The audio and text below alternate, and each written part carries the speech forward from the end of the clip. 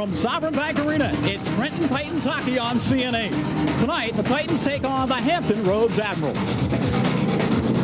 Well, hello again, everybody. I'm Mick Moninghoff, and welcome once again to Sovereign Bank Arena, a place where the Titans have dominated this year, winning 11 of their last 12 games on home ice. Now, tonight, they'll take on Hampton Roads, a team they can still catch in the playoff hunt, and they'll try to make some hay in that race with a victory. This is the second of an all-important home-and-home series this week, and on Tuesday night, you can see things didn't go the Titans' way. They lost it by a count of 5-2. The Titans currently now 8 points behind the Admirals in the playoff race, who are third in the Northern Conference, and this year, the home team has won every home game. The final meeting is coming up on March the 31st between these two clubs. Well, tonight I'm joined once again by Pete Caggiano. And Pete, earlier this year, matter of fact, the last time these two teams met here at Sovereign Bank Arena, the Titans had a very complete game, won it easily by a count of 5-1. They had a 60-minute performance in that one, but that always hasn't been the case this year for Trenton.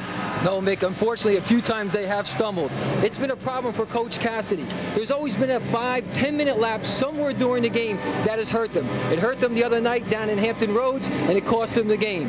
But tonight, they're coming in 5 straight home wins. They're back in their own building. They're looking forward to tonight's game. And the guy they're looking forward to, the guy who's going to play between the pipes, a fellow who they're looking to play a full 60 minutes, is goaltender Taras Lenzik.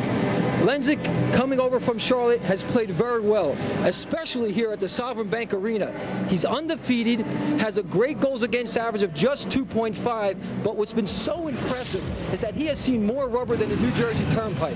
He's made more than 30 saves in 5 of the 7 games, and in the one game where he faced only 20 shots, he had to stop 5 of 7 penalty shots in a shootout win over Greensboro.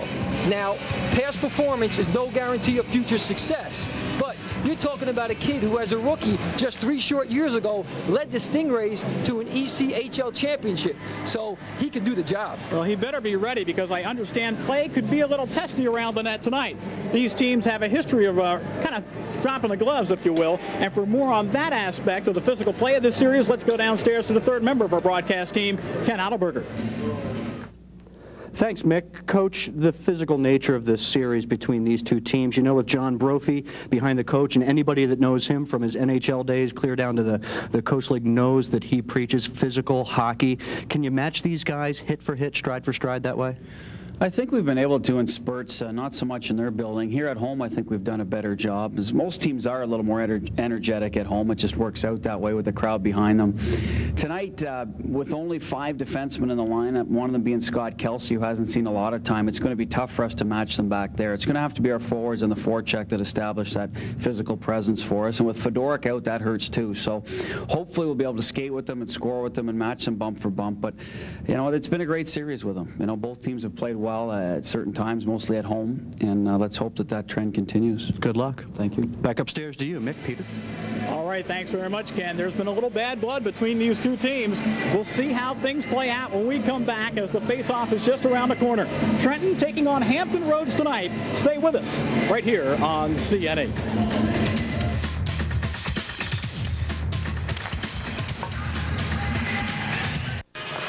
Here, we all want to play like the pros. Stop pucks like the superhuman Dominic Hasek. Fly like Theo Fleury.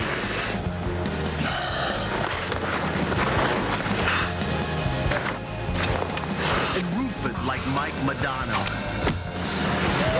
What's weird is sometimes they wish they could play like us. Like when they're tied and the rules make them stop. We just keep playing. Titan, a person of gigantic size or power. Someone who stands for greatness of achievement. A new team has been forged in the East Coast Hockey League. The Trenton Titans. The Trenton Titans begin playing in the brand new Sovereign Bank Arena in October 1999. Tickets are now available at the Sovereign Bank Arena box office, all Ticketmaster locations, or by calling 609-520-8383. It's riveting hockey. Tonight's Titans game is brought to you by First Union. Let us be your guide to the financial world. And by your local Tri-State Toyota dealers. Toyota, real values every day. And by U.S. Airways, the official airline of the Trenton Titans. We are back here at Sovereign Bank Arena Live as we are set for the opening face-off tonight between Trenton and Hampton Roads. Let's take a look at the starting goaltenders, brought to you by St. Lawrence Rehabilitation Center. Jan Lasik has a 2.45 goals against average, gets the start tonight. That is 5th best in the ECHL, and he will go up against Taras Lenzik. A 3.3 goals against average, but as Pete, you alluded to, 2.50 in home games this season for the Trenton Titans. And he's played very well in this building, Mick. St. Lawrence Rehabilitation Center is the official helmet sponsor of the Trenton Titans. Now take a look at the officials: J.P. Zubik, Doug Wood, and Brian Mock. The linesmen out there tonight, and the Titans control the opening faceoff. Leakin Anderson is on defense with Dave Risk, and the number 1 line of Scott Bertoli, Mike Hall, and Cale McLean start the game off for the Trenton Titans. Hall just misses a pass near center ice, and the first shot of the night well wide. Here comes Bertoli, double clutching, and it goes off the side of the net. Anderson can't keep it in at the point, and the Titans will regroup as they just dump it in. Rod Taylor and Rick Kowalski start with John Parko, and Kowalski stays out there as Trenton controls the puck in their own end. Bertoli just dumps it back in the corner. It goes up on the dasher. It'll be handled by Taylor. Titans working with the puck to their own blue line, give it away, and here is Bedard, backhander up and over the net. He shot it high. Louis Bedard with a pretty good chance in the first couple seconds, right on the doorstep, and this puck rolls off the stick. And now we got Bedard dropping the gloves right away with Jesse Bolaris. And Bedard having the upper hand. Well, we said there's bad blood between these two teams, and it didn't take long for the gloves to drop here tonight. Nick, I'm surprised it took into the second minute of the game after what happened earlier this year, and especially what happened at the end of the game Tuesday night down in Hampton when Jed Witt-Church was run from behind with just 11 seconds to go. Well, right now the upper hand to Jesse Bolaris, but he goes down, and now the linesman will jump in. Jesse Bolaris and Lou Bedard will go for fighting, and it didn't take long for the gloves to hit the ice here at Sovereign Bank Arena tonight. Bolaris giving the triumph sign right there. Checking his nose, make sure he's not bleeding. Well, like you said, Pete, Bedard went after Witt-Church at the end of the game at Hampton Roads the other night, and Bolaris comes back to leave a calling card to Mr. Bedard here in the first minute and a half of tonight's game. Well, Mick, you have to protect your players, especially the smaller players.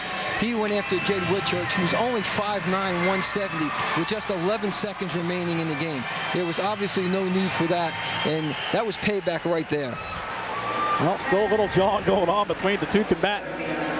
Jesse Bolaris won't back down from anybody. Well, the penalties come 1 minute and 12 seconds in. Bolaris and Bedard off for fighting. Well, you know, Bolaris is a tough guy. He's from Plattsburgh, New York, just a little north of New York City. So the face-off will be to the right of Taras Lenzik. Thornton to take the draw against Mike Omicelli, who has pretty much owned the Titans this year. Omicelli with 3 game-winning goals this year against the Titans. Lasik touches up as we have a whistle to stop play with a nice and call. Well, the head coach, John Brophy, behind the bench tonight. 11 years he has coached the Hampton Roads. Of course, he coached the Toronto Maple Leafs for about 3 years, from 86 to 89, and goes against one of the younger coaches in the ECHL, and Bruce Cassidy, who coached 2 years at Jacksonville and also in Indianapolis. Now, face-off in the Titans' end, and that one was screened a little bit in front, and the puck goes right through the crease, and as it's covered up by Taras Lenzik, the Titans kind of protect their goaltender and put up a little shield around him. Take a look at the scratches tonight. Trevor Johnson and Marty Clapton. A key scratch tonight is Sergei Skrobot on the fence for the Titans, and Todd Fedoruk is still out, I believe, with a concussion. Skrobot, the Flyer property, does a fine job on the back line. He's an offensive-type defenseman and really contributes on the power play. Face-off still in the Trenton end. 18:31 to play here in this first period, and already we've had one fight. Rapeau controls the face-off. Now over skates, one off by the Titans, and it'll be picked up by Trembecki, who gets it to center ice. And we have a whistle as the puck goes into the penalty bench area. Well, the Admirals have shuffled their defense as well, as Steve Sheriff gets a chance to get in the lineup tonight. Notice he's only played 5 games and he's a +3. Sheriff's played the past couple of years with Steve Bertoli over at Princeton University. And earlier tonight I asked him if he had any stories that he can tell us about Bertoli, and he said, no, none that I can tell you on the air. Yeah, he took the 5th pretty much. Play on behind the Admirals net. And here comes Rapeau as he starts out. Just rolls it into the far corner. Leak and Anderson will get there first for Trenton. A backhand pass intercepted by Rapeau, who throws it right through the slot area. And it's finally picked up by the Titans. Here comes Jed Witt-Church. Tries to play forward for Jerry Keefe, but the play is offside. Keefe, an interesting story, as he left Providence in mid-year to start his pro career here at Trenton. And he's done real well since coming over here. No goals, but he does have 4 assists. 4 points against the Admirals this year is not bad either, as the Admirals are one of the top teams in the ECHL. So as Keefe goes to the bench, Bertoli, Hall, and McLean out there. And Admirals doing a good job here on the faceoffs. 4-1 so far in the first period. Well, they have controlled that so far. Up goes to Paris Lenzik, who tries to clear. It's kept in behind the net. Taylor was lurking near the near circle, but Bertoli took it away. Here comes Cale McLean. McLean rolls it in. Going to be picked up by Taylor. Now they play forward. Here comes Kowalski. Rick Kowalski is offside as he kind of got stick checked, and Picaro coming behind him couldn't keep it onside. Well, nice play by Dave Risk, the Morristown, New Jersey native, just broke up that pass.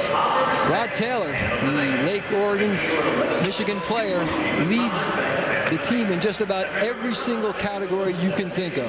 Earlier this year, he scored his 300th career goal for the Hampton Roads, and back in the beginning of January, played his 500th game for the Hampton Road Admirals. That's amazing. He's one of the all-timers in this league, no doubt about it. Cam White just back from an injury, skates out of his own zone. Let's see how much ice time Cam gets tonight. He's just back. Titans try to tie it up with Bob Thornton behind the net, but Rapeau tries to play to the line. It's ticked off a stick, and now here's a shot by Maltese, which goes well high over the net. Adams keeps it in at the point. Titans pick it up. There's a trip, and we're going to get a penalty. And going to the bench is Lenzik. And finally, the puck is touched up at center ice, and the Titans will be on a Trigen Energy power play. Looks like Dominic Maltese is going to get the gate for the trip. Dominic a little too aggressive. Starts the back check from behind the Titans end and just pulls down the player. Coach Brophy working over the gum, just like Coach Cassidy. Although I bet you his is not bubble gum. Coach Brophy preaches that physical style. And there is Maltese off for tripping at 3:19. So here's your Trigen Energy power play. We'll see if the Titans can make a little hay here. Hall out there with Mater and Cale McLean. See the power play numbers. The Titans 25th in the ECHL, only at 14% this year. The penalty kill, the Admirals currently 4th in the league. So both teams pretty even when they talk about penalty killing.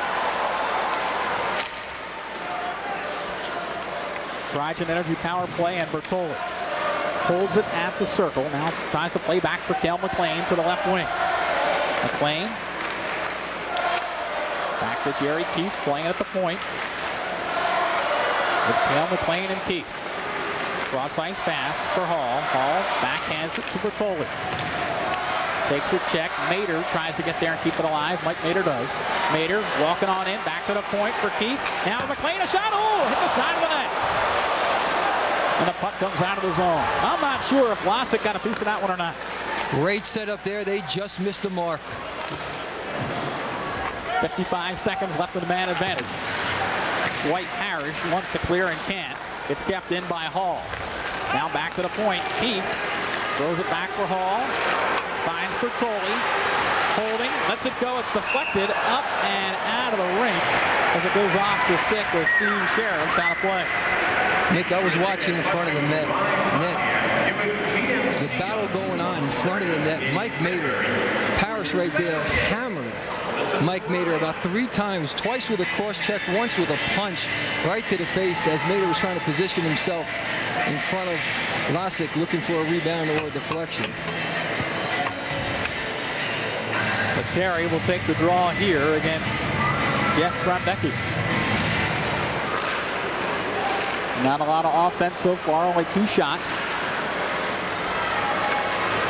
Still 32 seconds left in the power play. Witt-Church behind the net. Trying to dig it free with Chris Masters. Now Masters has it on his backhand. Gives it back to Witt-Church. Goes off his stick. Trembecki holds, fakes the shot, closing. Trembecki fakes it, throws it back to the point, but it's in the skates of Keith. Back to Trembecki. The penalty is going to be over in 9 seconds. Titans still looking for a good shot. They roll it in front. It's taken away by Kowalski, who will shoot it the length of the ice, and there's a glove save. That time the Titans kept the puck in the zone, but they didn't do anything with it. Credit the Admirals for bending but not breaking, keeping the Titans to the perimeter and not allowing them a good shot on goal.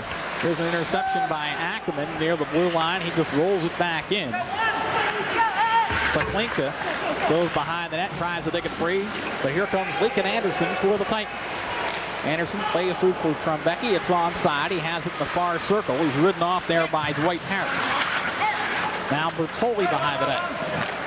Back to Trembecki. To Williams. Oh, a little too far ahead from him, and he couldn't get a good shot away. Now Trembecki controls in the far circle. On the right wing boards, backhand pass. A little too soft, but he'll get it back and try again. Broken up, though. Good play by Parco, who comes 3-on-2 if they hurry. The trailer is Taylor. His shot to the net goes wide. Had a screen in front, but Taylor didn't put it on goal. Bertoli, rink wide pass broken up by Witt-Church, and it goes into the crowd. Mick, earlier this year, we've had a few games. The first period has been slow. Teams feeling themselves out, feeling the other team out. Not tonight. Both teams are coming out strong. Both teams are coming out hard. Cale McLean, who the other night had 2 goals, has played very well, especially against Hampton Roads. He has 4 goals in the 6 games this year. Plus, in his last 5 games, he has 6 points. So Cale McLean has it working. He has 19 goals this season. I talked to him downstairs a little bit, and I said, well, what color tape on your stick tonight, black or white? He said, I'll start with white, and if I don't score, I'll switch to black tape. See what kind of effect it has early. Cam White goes in the far corner to pick up this puck. And he'll skate out. Plays ahead for Chris Masters. It goes off his skate across the line. And Parrish will pick it up behind his own net. Parrish plays forward for Pomicelli. The play is broken up, and a slow whistle. It's offside. Coach Cassidy knew tonight's game would be physical right from the beginning. He mentioned it earlier. He said he had his players really up for this game. They want to avenge what happened the other night down in Virginia. Cassidy, actually a first-round draft pick back in '83 by the Chicago Blackhawks, came up, played a handful of games in the NHL. Now settled in here as the coach of the Titans. Well, I wouldn't say he's a defensive coach, but that was his specialty when he played in the NHL, so he knows something about that. And it's translated here because the Titans are a much better defensive team than they are offensive. 12:56 to play here in a scoreless first period, and the Admirals look to come out of their own end. Kelsey breaks it up at center ice, and now shoots it the length of the ice, and this will be an icing.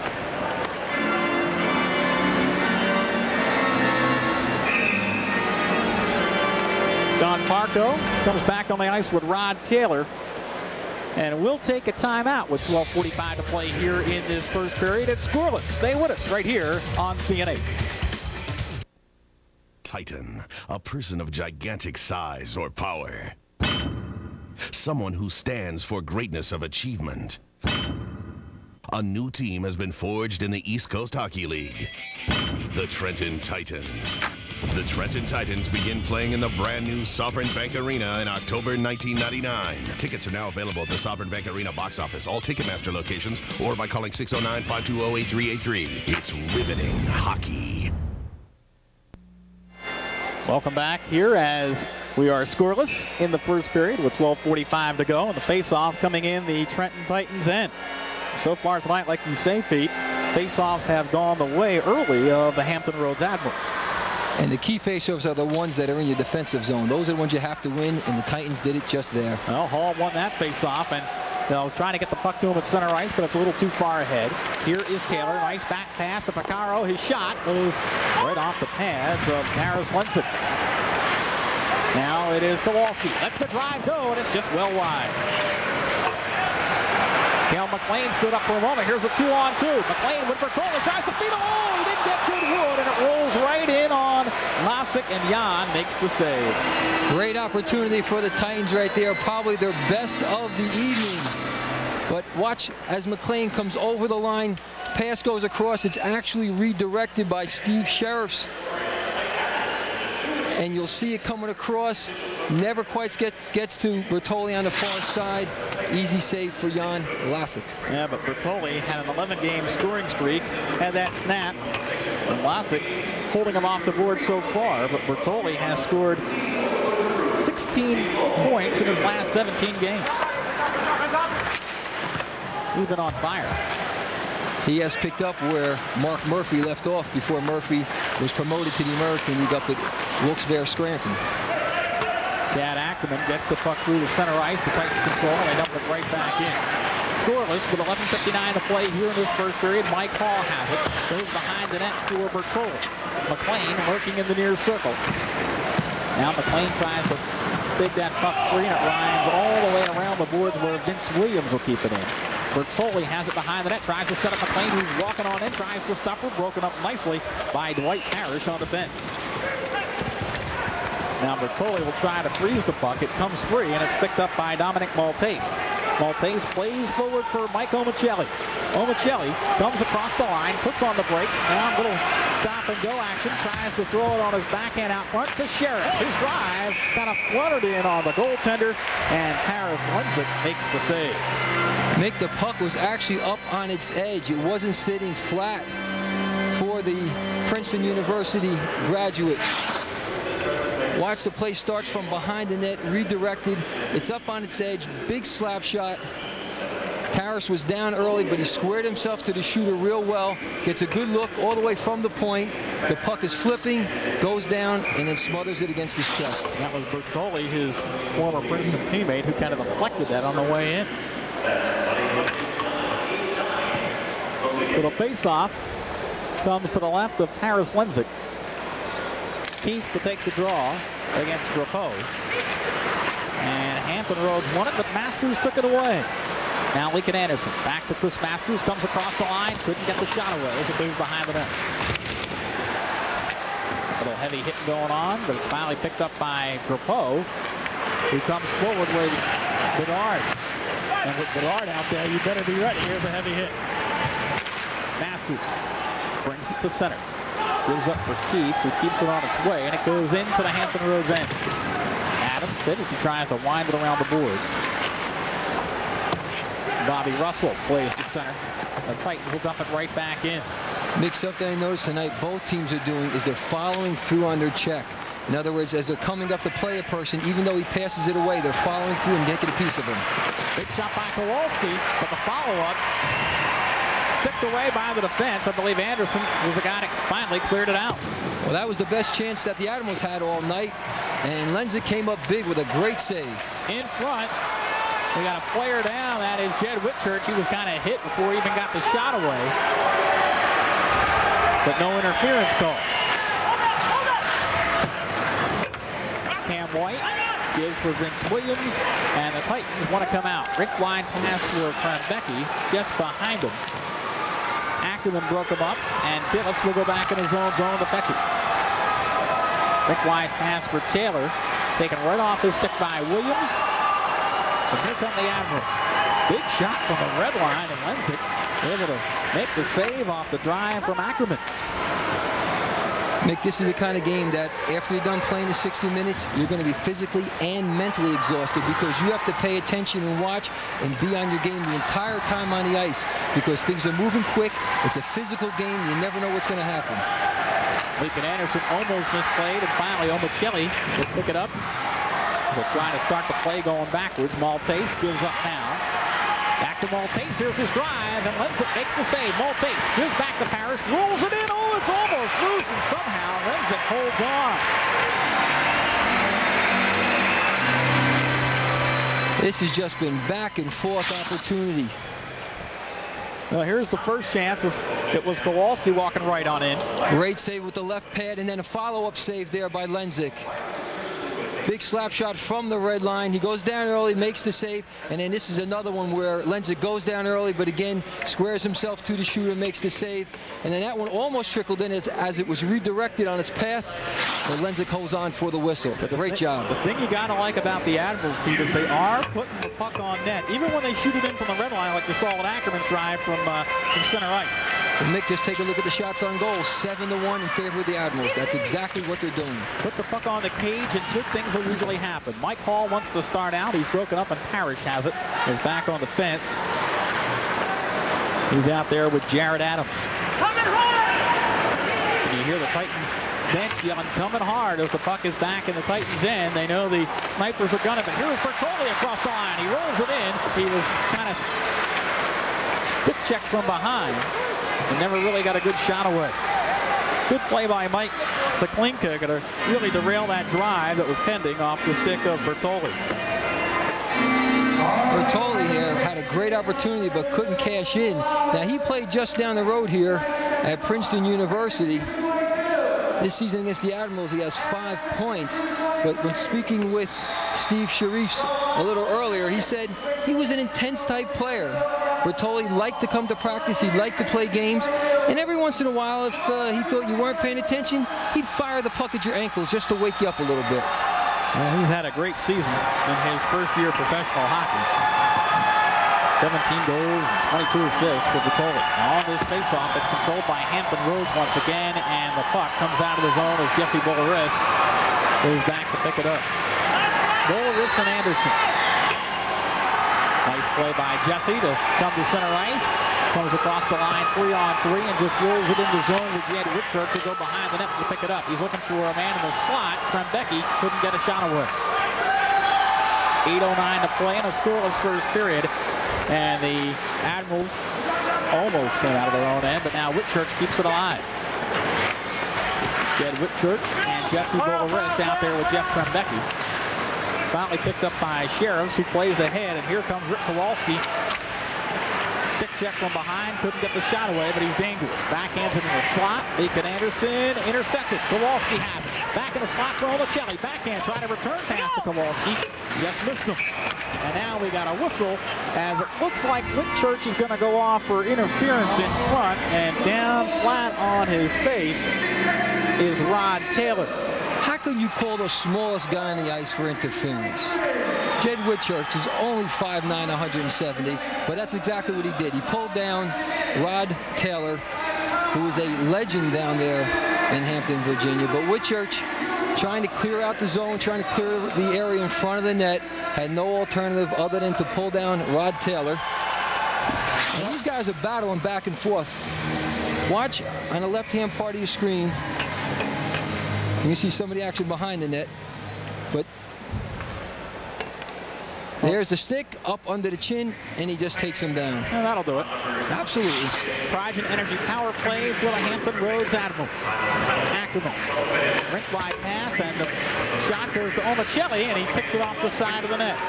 Power play numbers, you see, 10th in the league are the Trenton Titans.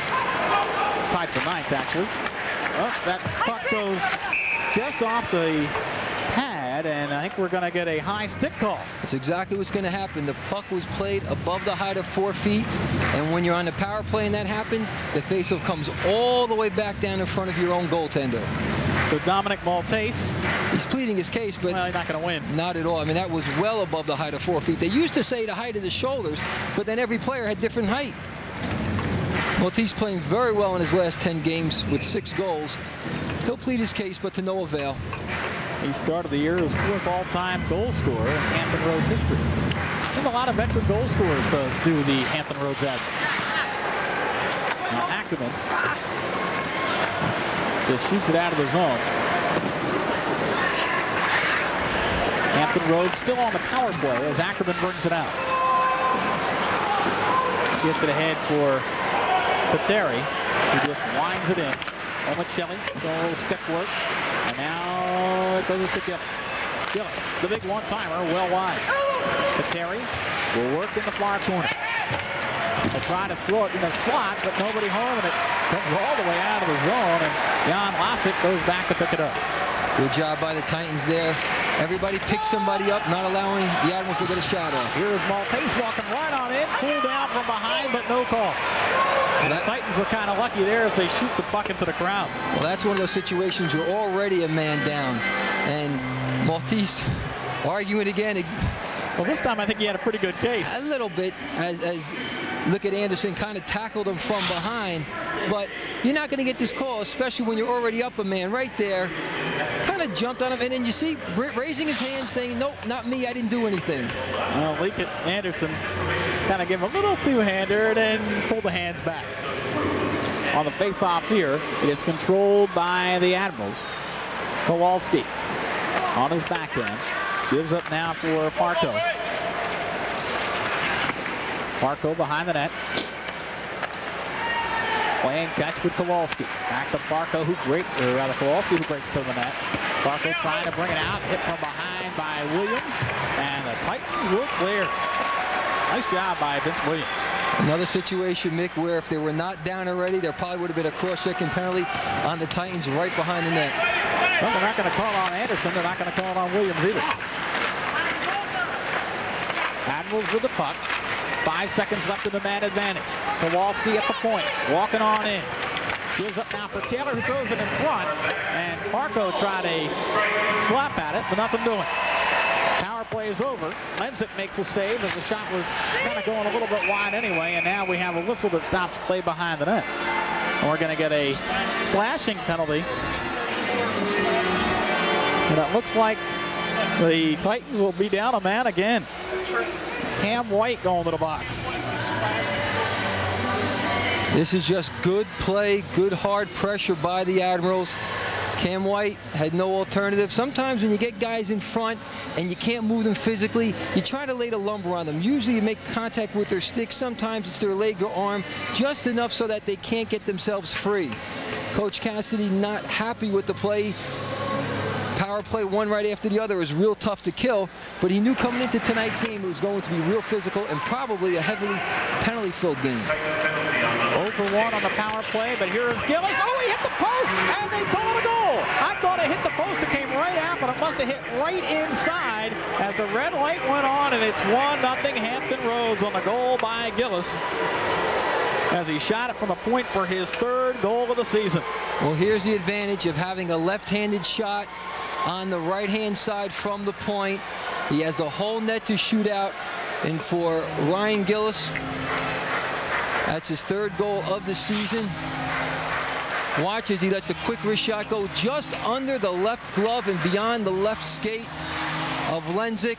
The pass comes from the side. Lenzik scoots to his left, not quick enough, gets a little piece of it, hits the back of the net and flies right back out. It came out so fast. I thought it hit the post at first, but then as the light went on, I know it was under the pad.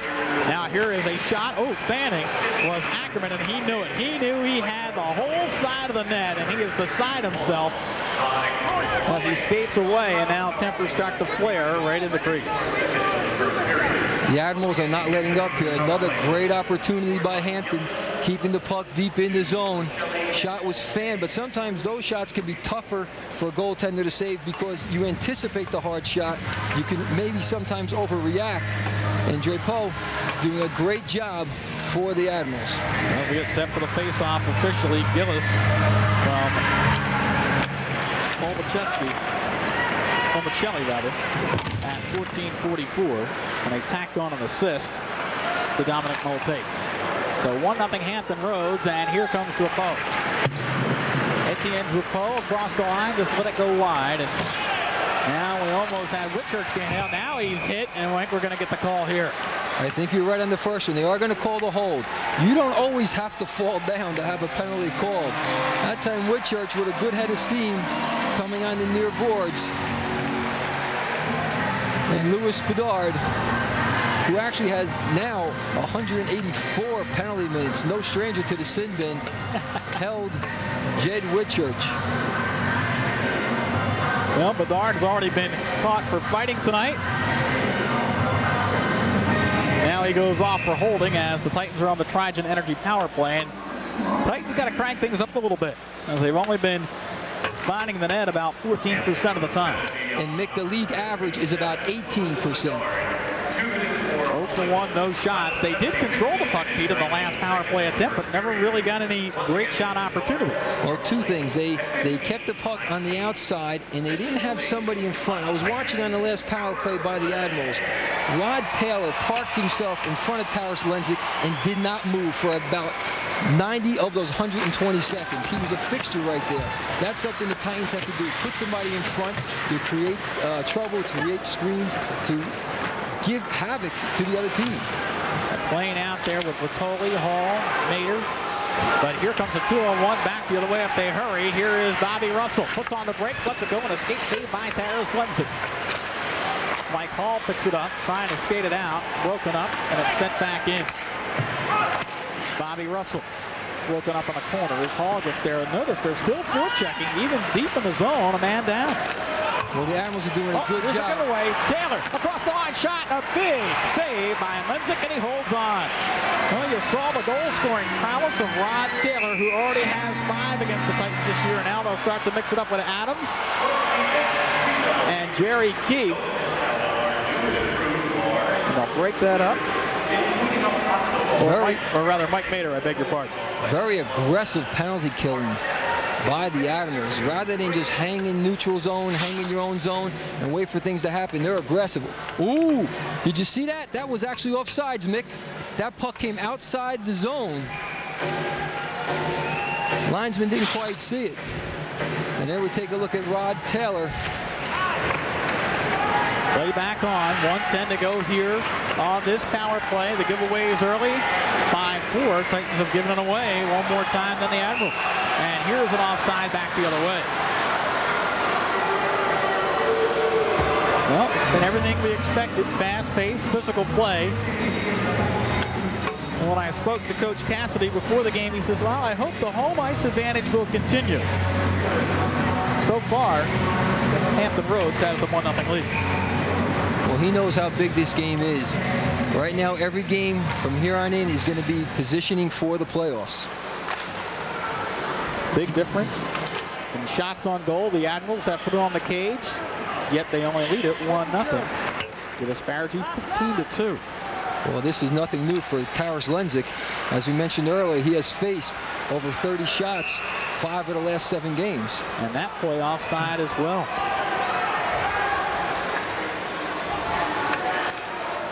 Little less than 3.5 remaining here in the first period, and just 42 seconds remaining on the power play. But the Titans are not playing it with the aggressiveness you need to play, especially on the power play. You got to pick up your pace a little bit. You got to be a little stronger. Hall, Mater, and Bertoli out there with McLean and Jerry Keefe. And the Titans win the faceoff. We'll see what they do here in this final 39 seconds of the man advantage. It goes in the zone. It's picked up by Taylor, and it is a delay offside, and finally it's cleared by the Admirals. Jerry Keefe sees the forechecker coming, and now they'll start out. Here comes Mater across the line. Broken up, and it goes back into the Trenton end. Rich Pateri, great job there, breaking up the pass right at the blue line. Titans have not looked good for the last 2 minutes. Pateri really working as a forechecker, even a man down, making it very hard for the Titans to come out of their own end. Gillis clears. Bedard is out of the box. The power play is over. Mick, we talked about it earlier tonight about sometimes the Titans go through stretches, 10, 15 minutes, where they're not on top of their game. I think we just saw a few of them. Here is Parrish on the back end. Gives up for Jared Adams. There's a delayed penalty coming against the Titans. So the 6th attacker is out there for the Admirals.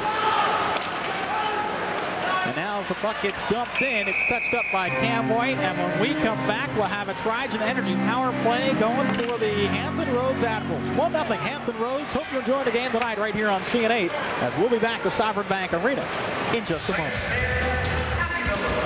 Bring together 6 premier automotive franchises. And what do you get? The Peruzzi Auto Group, a team dedicated to a single goal, complete customer satisfaction. We start with a large selection, over 3,000 new and used cars, trucks, vans, and sport utilities. We continue with unbeatable pricing. Our high volume allows Peruzzi to sell for less, and we end with superior service from every department.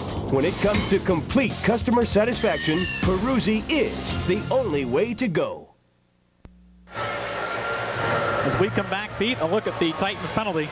Kind of like a left jab right to the face of Bobby Russell. And because of that, Cam White will sit 2 minutes. Now this is a critical 2 minutes with just 2:06 remaining here in the second period. Sheriff's back at the point. Plays catch with Taylor. Titans almost broke it up. Wrist winds it around and wants to clear but can't. Adams will get there first. Gives it back to the point. Adams rolls it in front and he scores. Might have been tipped on the way in. Never really got good wood on it, but like we say, when you put the puck on the net, good things happen. And the goal goes to Jared Adams, just his 2nd goal of the season. It's 2-0. Nick, you're absolutely right. Not a particularly hard shot, but it was redirected somewhere.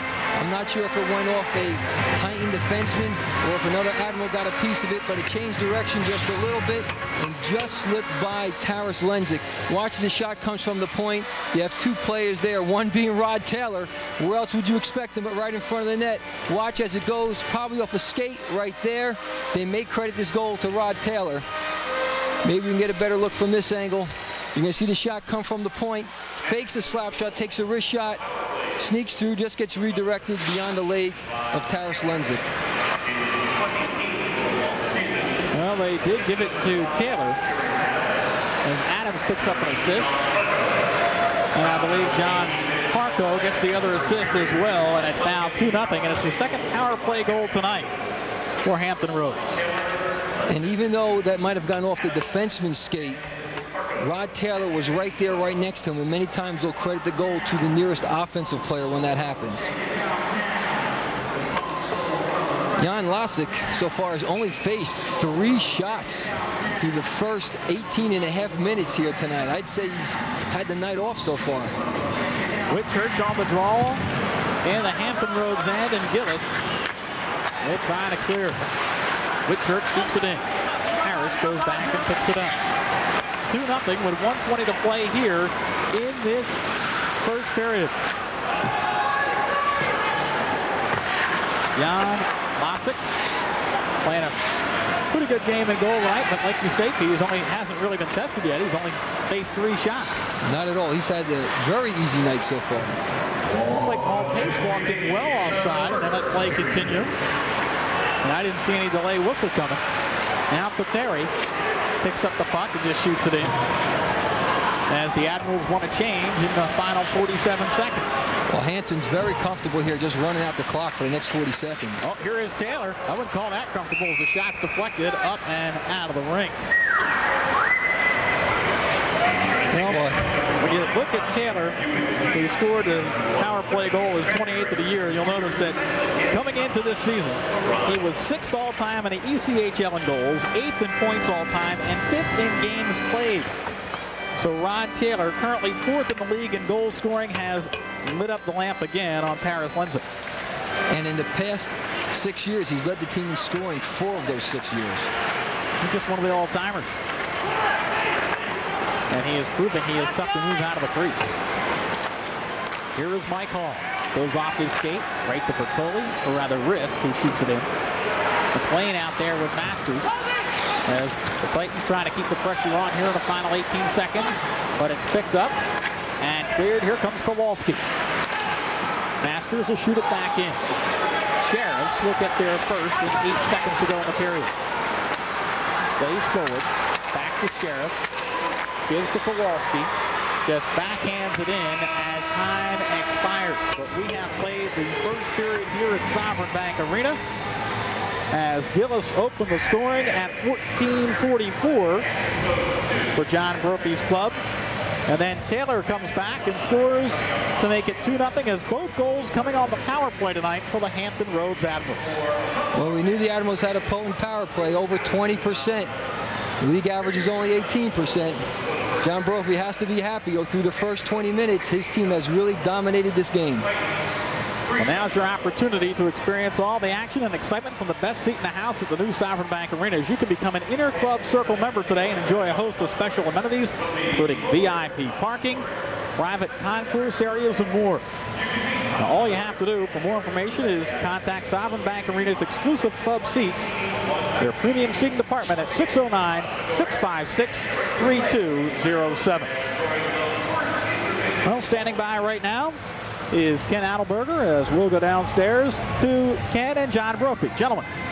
Thanks very much, Mick. Coach, from a Trenton standpoint, that didn't quite go the way they wanted to. How about from your standpoint? That pretty much meet the advanced billing? It went very well for us because we scored 2 power play goals, but I'm sure Trenton wanted to get started a little different, but we were forechecking really hard, and we came in here to try to skate on them and try to get a lead, especially when you're on the road, you like a lead. Is there an area there that you feel you can attack against Trenton? Really, we're just trying to forecheck 2 men in and see, not let them give them time to get the puck up to their forwards. So far we got 2 power play goals, and it's working good. Thanks, John, very much. Indeed, guys, they got that power play going, 2-0 lead. Back upstairs. All right, thanks very much, Ken. And the interview brought to you by Powerade, the official sports drink of the Trenton Titans. We played the first period. Hampton Roads leading Trenton by the score of 2-0. Stay with us on CN8. This is a world only a few know well. A world of risk and uncertainty. This is the financial world.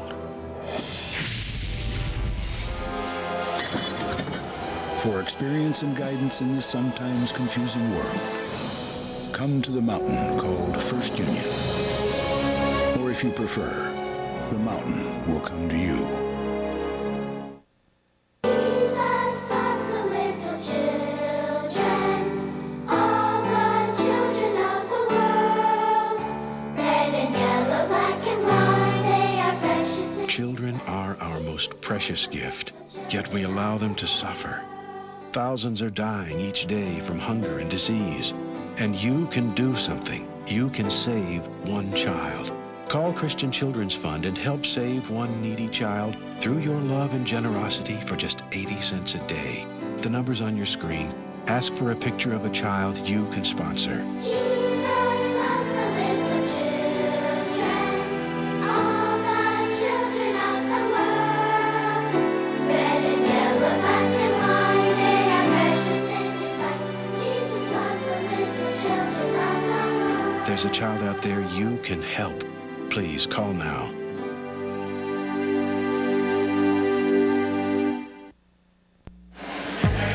Tonight's first intermission is brought to you by your local Tri-State Toyota dealers. Toyota, real values every day. Well, we're back here at Sovereign Bank Arena with the Hampton Roads Admirals leading the Trenton Titans with 2 power play goals in this first period by a score of 2-0. Well, standing by downstairs right now is Ken Adelberger with a special guest in Jed Witt-Church.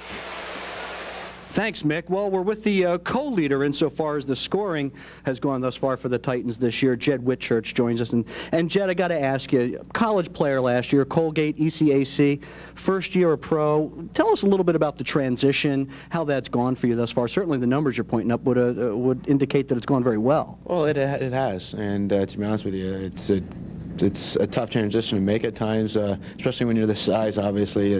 Guys are a lot bigger and stronger and faster, but It's been tough at times, but you owe a lot of credit to your teammates and coach, throwing you out there in certain situations, showing you that they have the confidence in you that you're going to get the job done. But as far as the game, guys are much stronger, faster, and obviously older, more experienced. They know the little things that contribute to winning ways. But it's been good. It's been a good one. I haven't regretted 1 minute of it, except for obviously after a few tough losses and some stupid plays, you kind of kick yourself. But overall, it's been good.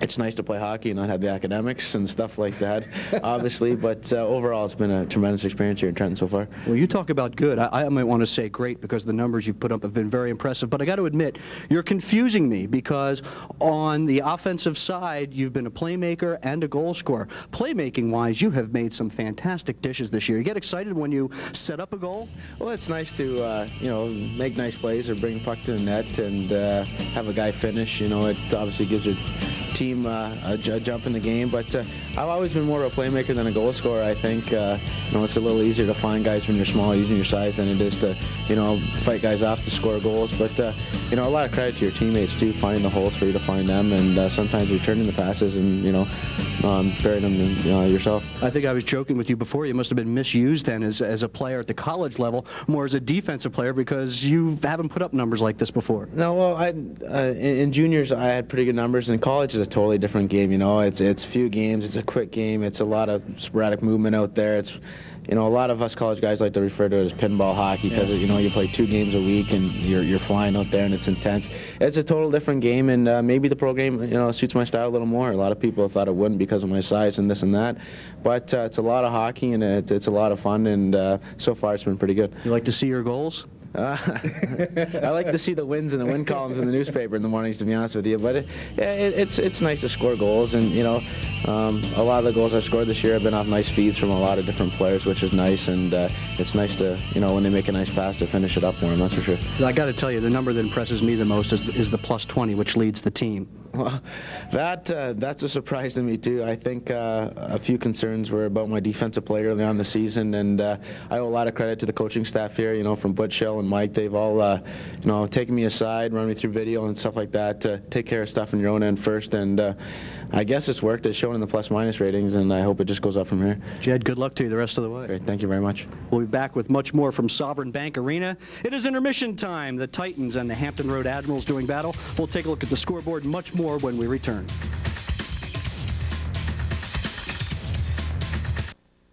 Titan, a person of gigantic size or power.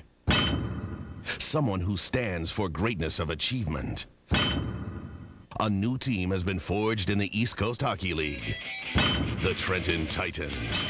The Trenton Titans begin playing in the brand new Sovereign Bank Arena in October 1999. Tickets are now available at the Sovereign Bank Arena box office, all Ticketmaster locations, or by calling 609-520-8383. It's riveting hockey.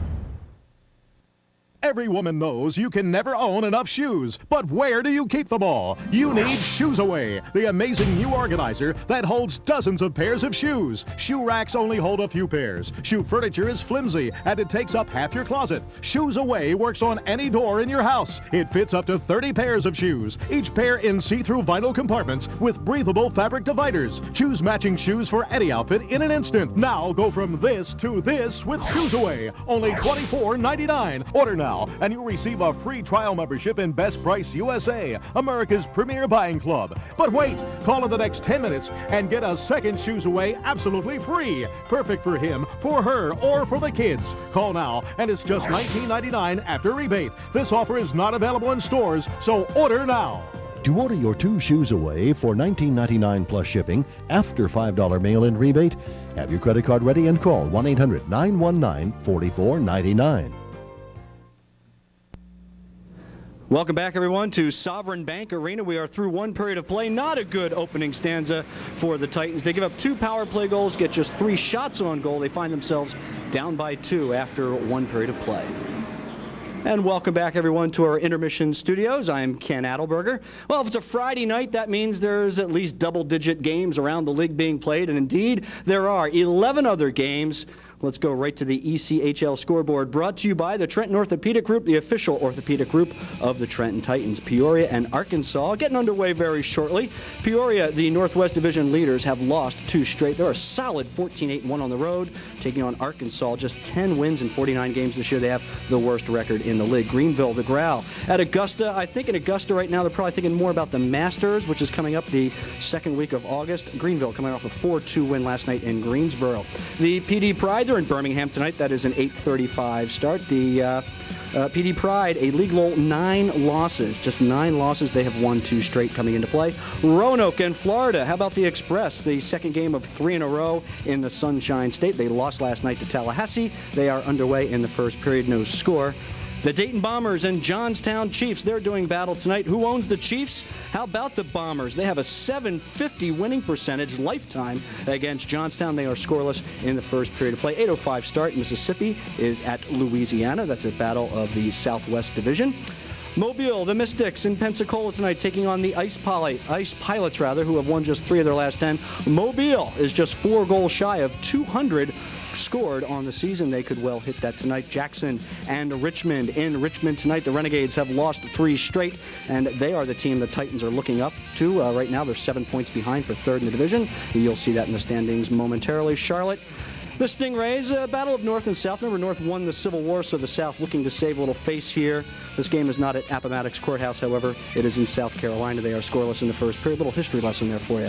The only other game that has goals scored in thus far, Jacksonville and Tallahassee. What do you know? 1-1. They're in the first period. The Tiger Sharks have won 2 straight. Rounding out the scoreboard tonight, the Nailers and the Storm. The Storm have a 6-point lead over the Nailers for last place in the Northwest Division. That is a look at the ECHL here tonight. Now, as promised, let's get a quick look at those Northeast Division standings. That is where both Hampton Roads, the opponents here tonight for Trenton, they both reside. Roanoke leading the way with 63 points. Hampton Roads right behind, 4 points back with 59. Richmond, they've lost 3 straight, reeling a little bit right now. They are within the sights of the Titans. Titans 7 back there. Charlotte and Greensboro rounding out the Northeast Division. There you have it. Once again, it is intermission time here at the Sovereign Bank Arena. The Trenton Titans not looking so strong at the moment. They find themselves down by 2 when we return. Mick has analysis. Mick and Peter, stay tuned. Back with more in a moment.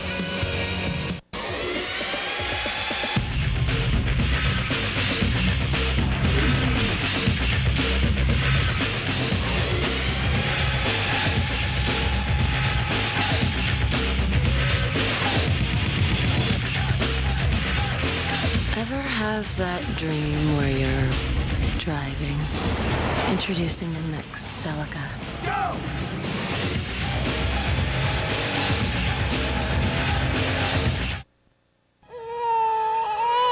Mama? Honey, can you get me the baby's juice? Yes, Mama. I'm sorry you're sick. So am I, honey. Mama has a headache again. It's not an ordinary headache. It's a migraine. And Zomig is migraine medicine you can take anytime during the pain. Anytime, like when the pain begins. Anytime, like when the pain worsens. Anytime, even when it's full-blown. Zomig relieves most types of migraines. Talk with your doctor and call 1-800-778-2680 for product information and a free trial offer, plus an attack pack dispenser. Zomig is not for everyone. If you have certain types of heart disease or uncontrolled blood pressure, you should not take Zomig. Very rarely, some people without recognized heart disease may have serious heart-related problems. So talk to your doctor if you have risk factors for heart disease, such as smoking, high blood pressure, or high cholesterol, or if you are pregnant, nursing, or taking medications. Zomig.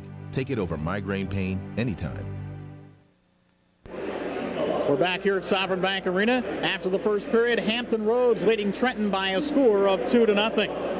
And the way this first period went, Pete Caggiano, probably could have been worse because the Titans were outshot 16-3. Boy, they looked awful bad in the first period. They played with some intensity, but offensively, they just were not there. 3 shots on goal is not doing the job. Plus, the power play was working in that first period, as you'll see in the highlights here for Hampton Roads, as Ryan Gillis starts things off at 14:44. Well, this is just a great play because Gillis, a left-handed shot on the right side, lets it go quickly. Lenza couldn't quite get the left pad in front, and that gave the Admirals a 1-0 lead. And then the Titans with some bad stick handling. You can't give chances like this away. No, not at all. A giveaway is one thing, but then when you have a giveaway and you allow a guy like Rod Taylor to get off a shot like that, good thing Lenza came up big right there. Then Jared Adams from the point on a power play goal at 18-12 to make it 2-0. Well, this shot comes from the point. It's touched in front. At first we thought Taylor was going to get the goal on the redirection, but they credited it to Adams from the point and must have went off a Titan defenseman that made the score 2-0. Well, let's go downstairs to Ken Adelberger. Ken? Thanks very much, Mick. Coach, you know, there's an old saying, it says 100% of the shots that aren't taken never go in. My gosh, in that period, you probably would have liked to have had some shots. Just 3. Are they bottling you up somewhere? Are they preventing you penetration anywhere? No, I just see them wanting the puck more than we do. I mean, we've turned it over in our end repeatedly, and we don't want to go get it in their end. Our forwards just don't want to put the effort that it takes to establish a forecheck. And you know, I don't mind saying it was an embarrassing period for us, but the good news is we got 40 minutes left, and we obviously have to go out and win this period. But we got to. I think it's a matter of one-on-one battles. You just beat the guy across from you, and you want a little more, and things will go our way. But I mean, they're obviously the team that wants it more than us, and it showed. Coach, thanks very much. Let's go back upstairs. Peter, Mick. All right, thanks very much. And as you take a look at the shots, Pete, well, that's really the story of this first period. 16-3, a big advantage for the Admirals. And as we look down the list, the other thing that sticks out are the power plays. The Admirals scored on 2 of 3. The Titans 0 for 2, and on those 2 power plays, no shots on goal. You're not going to put the puck in the net that way. Well, as Ken said a moment ago, you got to put the puck on the cage. Good things will happen. We'll see if the Titans can do that in period number 2. They trail Hampton Roads by a score of 2-0, and we'll come back with the start of period number 2 in just a moment right here on CN8. Are you a hopeless romantic? Do you want to know if love is in your future? Monday on CN8's Family Talk at 7, everyone's favorite psychic, Barbara Mackey, will be here for our Valentine's Day special. She'll take your calls and let you know if Cupid's arrow is aimed at you. You're going to be madly in love. He wears glasses. He's very studious, but he's a wild man. Join us to find out how wild your future is on this Valentine's Day special. That's tonight's Family Talk at 7 on CN8. All here with Mama said. CN8's got Hoops Heaven College Basketball, Big East, MAC, A10, and all your favorite teams. They'll be banging the boards, slamming the jams, working the floor, and rocking the fans. With Mama said. It's exciting Hoops Heaven action, and you've got it on CN8. Tuesday night, one of the fiercest rivalries in America unfolds as Penn visits Princeton. The battle starts at 7:30. Hoops Heaven is brought to you in part by Power Direct. Y'all here with Mama said. We became America here. In the streets of Philadelphia, freedom was born. And in the nearby countryside, you can stand on some of America's most precious ground, Valley Forge. Here, the first in a long history of brave Americans proved their courage. So stand tall, walk proudly. You know, people say that nothing is sacred anymore. I say, come to Valley Forge. I'm Bob Dole. And that's my Philadelphia. Tonight's Titans game is brought to you by First Union. Let us be your guide to the financial world. And by your local tri-state Toyota dealers. Toyota, real values every day. And by U.S. Airways, the official airline of the Trenton Titans.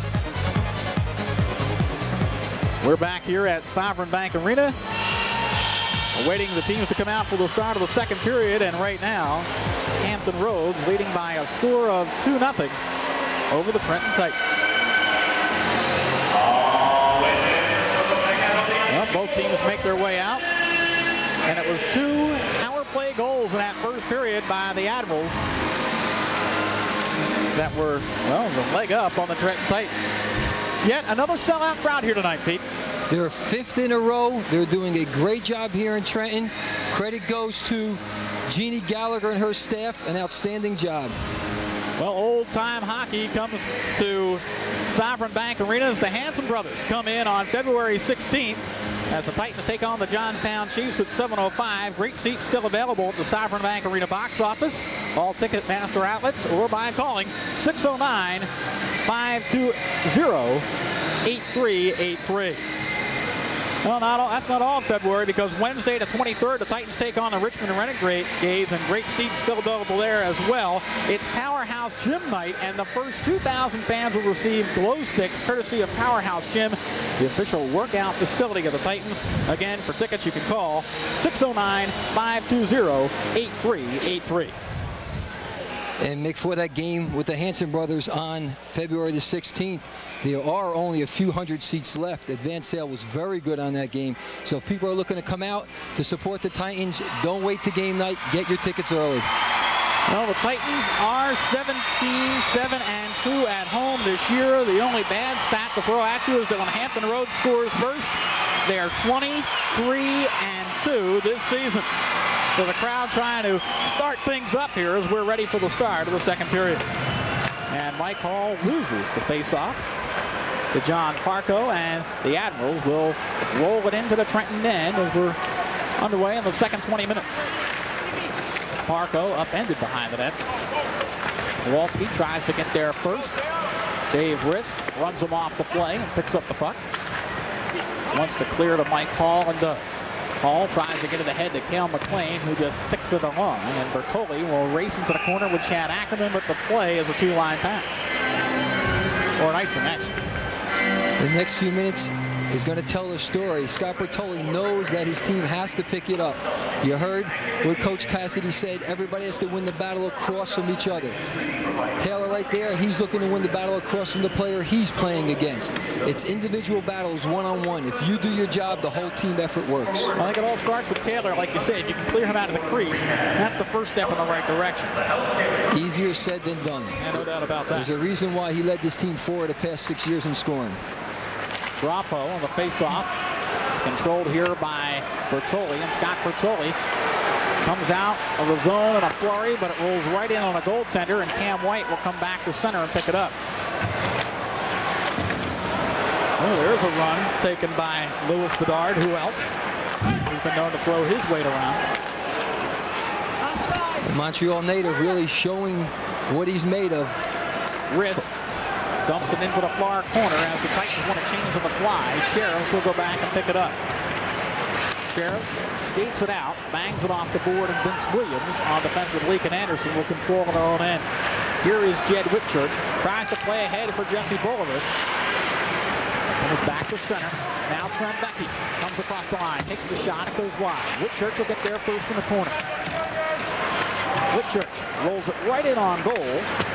Jan Lassett keeps it on its way. Williams from the point shot. Oh, and it picked up on the goaltender, and Lassett was able to just get enough of it to keep it out. Here comes Michael Michelli across the line. Tries to roll it in and does, and making the big sprawling save is Taras Hunzik. Let's go downstairs to Ken Adelberg again.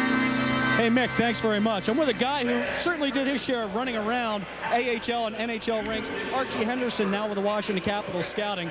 John Brophy is a guy who would have loved to have coached you, I'm sure. Well, he's a legend. He's been around the East Coast Hockey League, the National League, the American League, and he's certainly very well known in hockey. Any good Brophy stories? He's such a guy who's such a fan of physical hockey. You must have something up your sleeve. I have one. Is when we were starting the East Coast League way back in the beginning, we had a dispersal draft. When the league went from 5 to 8 teams, John Brophy came to the dispersal draft. He was running Hampton. I was running Nashville, and Jeff Brubaker was running Queensville. We didn't know where we were going to get players. Brophy waived all of his picks in the dispersal draft. He said, I don't want any of these guys. He ended up having the most players at the entire training camp in the entire league, and stocked most of the league the first year, and it was just funny that he had all the players in his back pocket. There you go. He pulled one over and everybody else. Arch, thanks very much. Back upstairs, gentlemen. All right, thanks very much, Ken. As you saw the graphic a moment ago, 400 wins in ECHL play for Coach Brophy. All time, only Scotty Bowman has one more than John Brophy. Here is Maltese across the line. Rolls it right in front of Michelli. Never got the shot away, but it didn't stop Lenzik from sprawling. Nice job by Mike Mader. Just enough with a stick, just enough with a hook to keep the Hampton Roads Admiral player from getting off a good shot. Well, the Admirals have it, and here they come once again. Russell fires it in, but there's an icing. Titans things picked up. They've gotten 2 more shots on goal so far here in the second period, up to 5, but still not enough.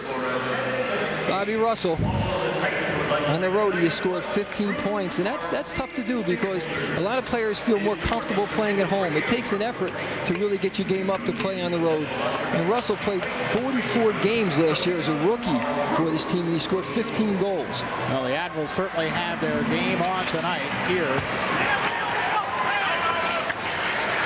And every game has been won by the home team, but that hasn't kind of gone through the form so far through the first 23 minutes of tonight's game as Hampton Roads leads it 2-0 here at Sovereign Bank Arena.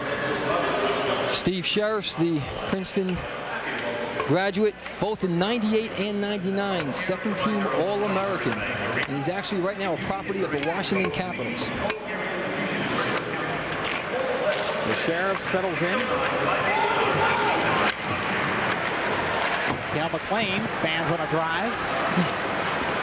And Etienne Drapeau plays across the line, and here's the shot from Zaklinka, handled by Lensick.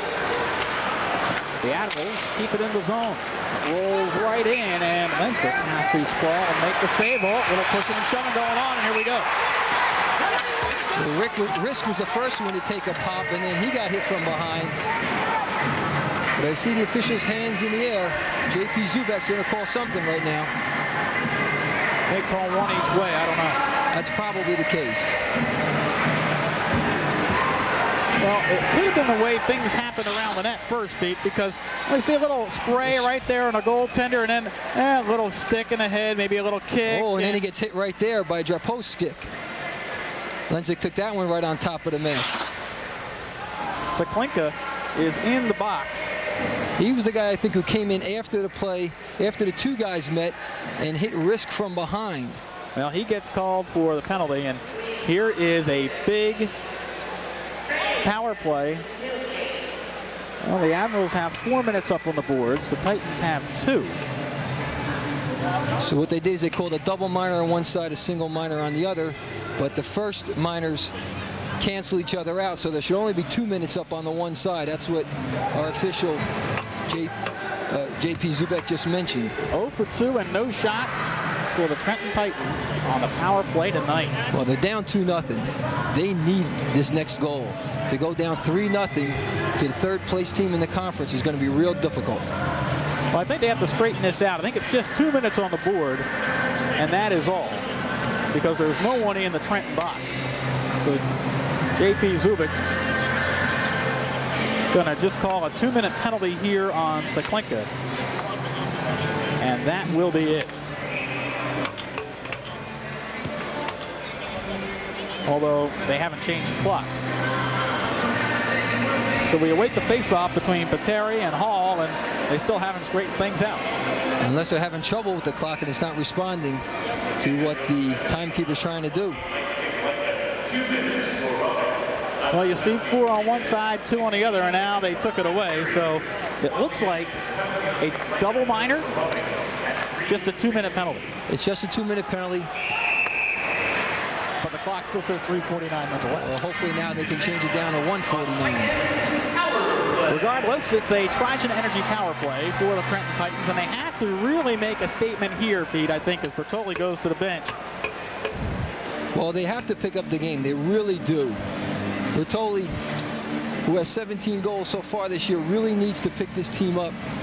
Cassidy, not real happy right now. The gum chewing, the words back and forth as he's trying to get his team up for this power play. Minute 49 remaining. They need shots on goal. They need to put the puck on net. I know on Tuesday night, Cassidy had some words even with the Admirals players because it got so chippy. So I'm sure that he's not, real pleased the way things have gone here. Plus, the power play has been a big bugaboo for the Titans, not only tonight, but the season as well. Here is Hall. Gives up McLean, just shoots it wide. Now, can they keep it in the zone? Yes, Jerry Keefe will keep it in. Lays ahead for Bertoli. McLean will get it behind the net. Gives up for Mike Hall. Hall out there with Mater, McLean, and Bertoli, the big scoring guns, but this puck is cleared. And Taras Lensick will send it back to Mike Hall. One thing that the Admirals have done all night on the first 2 power plays that the Titans had, they were very aggressive. They didn't sit back and wait. They actually came into the zone of the Titans and tried to stop them from making the breakout pass. Well, the one guy who's not out there who was doing that was Pateri. Here is the Titans as they just dump it in the zone. Turn around is blocked by Keith. Now it goes right to Witt-Church. Get away in a slot. Oh, it comes right off the goaltender. He might have got a piece of the post as well, and the net comes off the board. But Jed Witt-Church had time to pull the trigger. Just didn't go in. Nick, that was a tremendous save by Jan Lasik. He was flat on his back and stopped Witt-Church. Witt-Church is shaking his head. He had him dead to rights. He was right in the slot. Good job here by the Titans. As you see, that was Trembecki keeping the puck in his zone. Witt-Church fakes now, shoots. Watch the left leg of Lasik making the save. Good job there by Trembecki.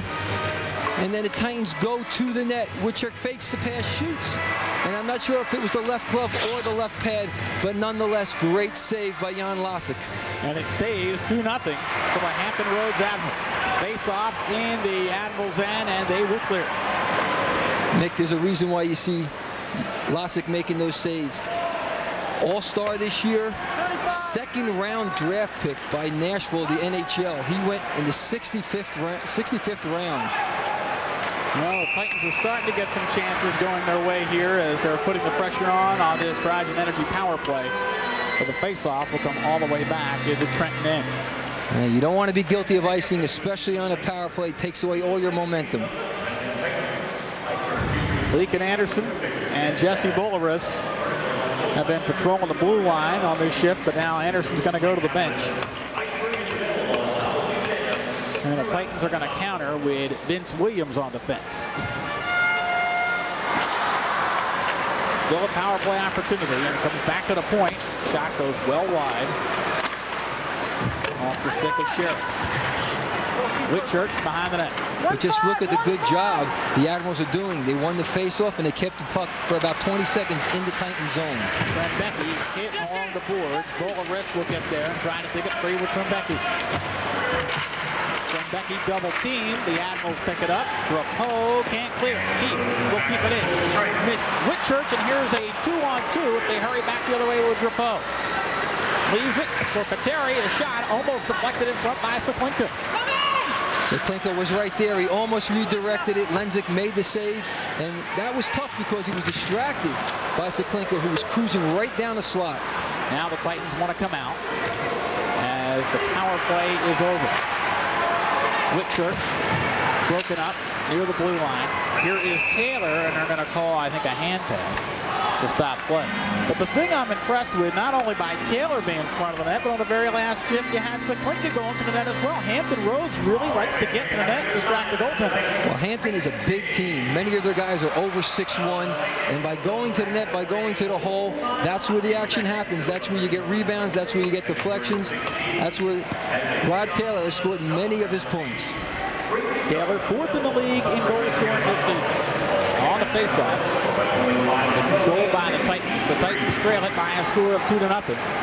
They try to send Bob Thornton straight away, and it rolls right in on the goaltender, and making the save is Lasik. Jan Lasik with another save as the Titans are now up to 6 shots on goal. So they've doubled their first period output, and we still have 14:02 to play in the second period. But still only one good scoring chance so far for the Titans on the power play. Bob Thornton had 2 goals in the last meeting between these two teams here at Sovereign Bank Arena. Matter of fact, that game, Lasik got pulled in the third period. He was beaten a 5-1 game.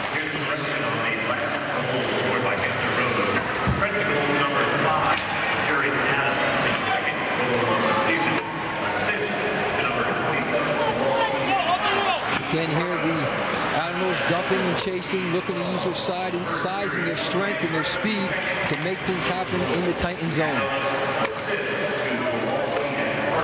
Titans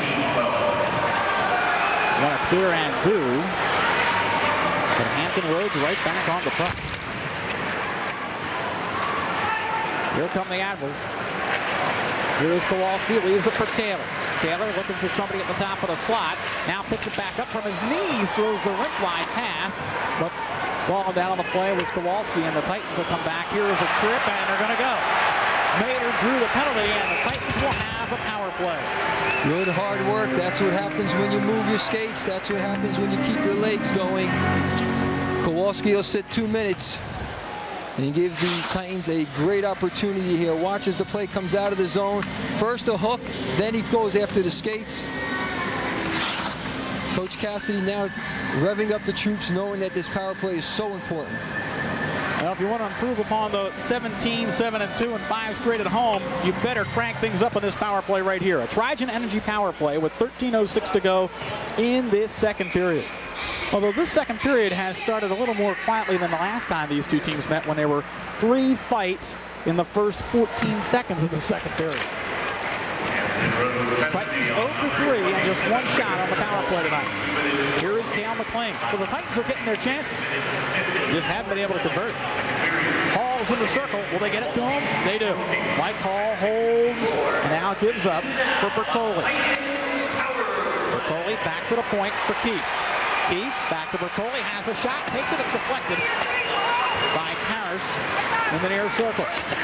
Bertoli hit by Parrish, who goes in hard, and Mater is down behind the net. I think we're going to get a penalty called here. So we'll have a 2-man advantage, I believe. I think it's going to be Sheriff's. He dumped Mater right on the side of the net. Mater getting up real slow, bent over. Cale McLean's coming over to plead the case that maybe he should be more than a minor, but I think it's only going to be 2 minutes. Well, you might see the tail end of it here behind the net, Pete. Is to the right of your screen. There it is. Ooh, he dumped him head over heels. Oh, and looks like he got a little bit of the lumbar somewhere in the midsection of Mater, and that's why he went over holding his stomach. Might have, he might have flipped him with a butt end. And if you do that, you probably could have the case for a 4-minute penalty. Oh no, butt end is a major. There's no question. If there's a butt end given, that's a 5-minute major. It's not the way it's called here, so the Titans on a big power play, 2-man advantage, as Pateri and Kowalski still in the box. There's still 1.5 minutes to go on the first penalty, and then a full 2 minutes on the second one. 5-on-3. McLean here's up for Witt-Church. Here's McLean, closing shot it over the net. Cale McLean pulled the trigger and went high. Now Jerry Keith finds McLean again. 2-man advantage for the Titans on the Trigen Energy power play. McLean holder. Back to Keith. Oh, broken up nicely by Omicelli, who tries to clear and does. Mike Omicelli, a great job defensively. Great job by Omicelli. They're playing a triangle, 1 guy up, 2 guys back. Careless pass by Keith. McLean out there with Bertoli, Mater, Witt-Church, and Keith. Titans dump it in. Who's going to get there first? Gillis tries to clear, and here's almost a break with Taylor. Taylor looked like he was going to pull somebody down, and we're going to get a boarding penalty, I think, or a trip against the Titans, and Mater's going to go. Mater was a guy who was upended behind the net, and I think he got caught with a little retaliation, Pete. It's exactly what happened, Mick, and this is the kind of penalty you cannot afford to take. You must be more disciplined. You're up 2 men. You can't do something like this, especially behind the play. Watch as he runs the guy, and then what he does, he takes his left leg and sweeps underneath the Admiral player, and because of that, he'll sit for 2 minutes, and that cancels one of the 2-man advantage for the Titans. There comes a time when you have to just put things in your back pocket and play with a 2-man advantage, and unfortunately, Mater couldn't do it. But they're going to call it a trip at 8:12. So Mater's going off for the trip. Could have called a boarding, could have called an elbow. Well, what he did, Mick, is he dragged his left leg and took out the skates of the Admiral player, and that's why they called it a trip. Keith dumps it in. Oh, it almost took a wild bounce and centered itself, and luckily, Jan Lasek didn't have it roll in front. If he did, there was no way he could have got back to it. Titans still with a power play. Here is Cale McLean trying to set up Bertoli and couldn't. Jerry Keith keeps it alive. Trenton fans getting a little upset as there's not a lot of shots. It's right in front. Lasek holds. And now, ooh, there's one up under chin by Drapeau, and they're going to go. Etienne Drapeau trying to mix things up with Jerry Keefe. Drapeau first got the stick under Keefe's chin and then started flailing with right-hand punches. You could call 2 and 5 each if you really wanted to here. No, they'll probably call 2 and 2 or 2 and 4. Watch as the slap shot from the point, save is made, and then Keefe goes to the net, takes one shot there. Good opportunity here for the Titans, with good save by Lasic, and then the extra stuff on the left-hand side as the two players go at it. So Keefe goes off along with Etienne Drapeau. And there's nothing on the board, so whatever they're calling, it's coincidental, either 2 each or 4 each. It will not affect on-ice strength.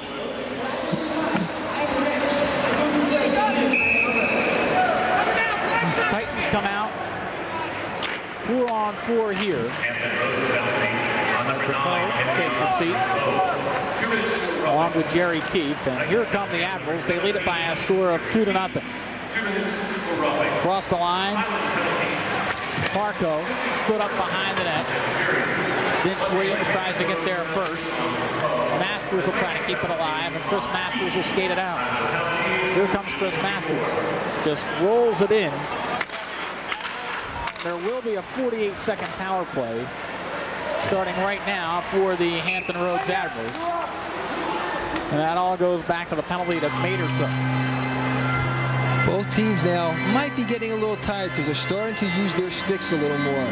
Both teams not quite moving their legs as they were in the first period. Mike Omicelli, great job again here tonight. Has played well all year, and in fact, coming into tonight, has scored 4 goals against the Titans in the previous 6 games. One of the top New England players coming out of college when he played at Providence. 10:32 to go in the second period. It is still 2-0 for Hampton Roads, and the Titans just dump it in on Jan Lasic. They have about 35 more seconds to kill here on the power play. Parco for Taylor, who comes across the line, takes it in stride, and winds it around for Kowalski. Kowalski hit by Williams. Parco stood up by White, but here comes Kowalski. He is dumped, and they clear. One of the best checks tonight I've seen by Williams. Nice job by Williams. He has to use his size and his strength. Vince Williams, the Ottawa, Ontario native.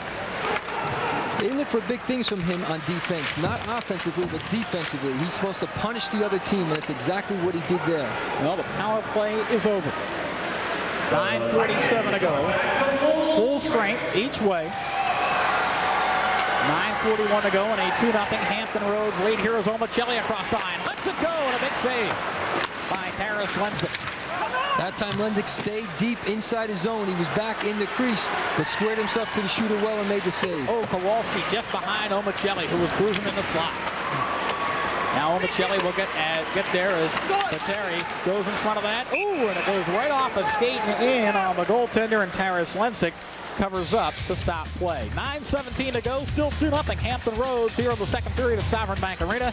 We'll be back in just a moment on CN8.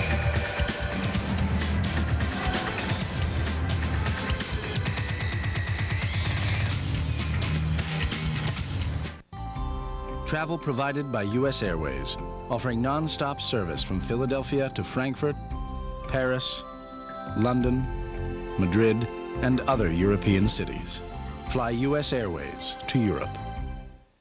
This is CN8, connected to your world.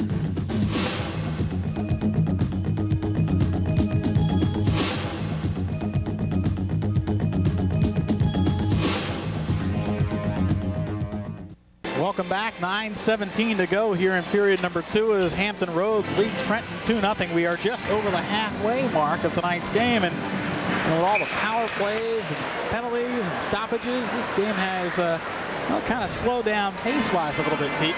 But not intensity-wise. It's been right there. Both teams, as you mentioned in the open, no brotherly love between these two teams tonight. Oddly enough. And here is a whistle that stops play as the puck came out of the zone and then carried back in. Jesse Bolaris and Louis Bedard have been fairly quiet after their fight to start the game tonight. And that was early in the first period, and that was, as we mentioned earlier, to make amendment for what happened the other night Tuesday down in Virginia when Jed Witt-Church was run from behind with just 11 seconds remaining in the 5-2 win. Shot whistles well wide as Lenzik wants to clear and can't. It's kept in by the Titans momentarily. Russell gets it free. Trumbecky gets it back. Here is Jeff Trumbecky. Lets it go. It's deflected. And Witt-Church run off the play by Adams. Now Lewis Bedard comes out, plays ahead for Maltese. Drop pass, but nobody there except Jesse Bolaris. And the Admirals just dump it back in. Now Russell stood up. There is Bedard. Leveling a two-hander on Witt-Church. Took a run at him from a long distance away. You could have called a charge. But at least that time Witt-Church was looking at it. It was part of the play. It was involved in the game. It wasn't from behind, and it wasn't with the game was in hand and only 11 seconds remaining. Here is Parrish. Pass was in his skates. Couldn't control. Saplenka upended by the Titans as Witt-Church takes a fall as well. And now play is called as Witt-Church fell on the puck to stop play. We might have had just one heavyweight bout so far, but with 28 minutes remaining tonight, I'm sure we're not done with that part of the game. Well, we heard from Jed Witt-Church in between periods tonight. Like he said, he gets just as excited at making a good pass as he does scoring a goal, but they need goal scoring now from Jed Witt-Church. Last 10 games, 11 points. 6 of those were goals, and Witt-Church has 17 this year. Well, the other nice thing coming into tonight's game, he is a plus 20 rating, which is phenomenal for any player to be up 20. Titans trail though 2-0. Here's a one-timer. Oh, Kelly banned on. He had a big time shot in the circle and banned. Here's Cale McLean back the other way. Lets it go, and a big save by Losick, and he holds on. Well, Cale McLean's still getting a lot of shots, Pete, and when Cale McLean gets shots, eventually they're going to go in. He has 19 goals this year. Well, I saw him downstairs earlier tonight, and I said, Cale, you're bending your stick. He had the torch on it. He was playing with the hook of his stick, and he said, I want to get the puck higher tonight. I want to shoot higher. So he was heating it and bending it so the top of the blade was open, so his shots would get up a little higher. He said, I feel better when I shoot high. I think I could do a better job of picking the upper corners. Williams lets it go, but it's wide, and Kowalski will get there first. Here is Rick Kowalski. Rick wide pass for Taylor, and he lets it go. What a hard shot. And going to his knees is Lenzik to hold on. I'll tell you, Taylor can let him go with the best of them. And that time, Vince Williams was right there with him stride for stride. But Taylor just fought off the check and let a beautiful slap shot go. He's going to get this pass right at the blue line. Notice Williams gets his stick on the shot, but to no avail. Didn't slow it up at all. Rod Taylor's shot was a bullet. Great save. Taylor already has a hat trick this year against the Titans. The shots, 20-8 in favor of the Admirals through 2 periods. Titans have picked it up a little bit here in period number 2, Pete. But they haven't picked up the good scoring chances, 1 or 2, and when they had those chances, Jan Losick has come up big.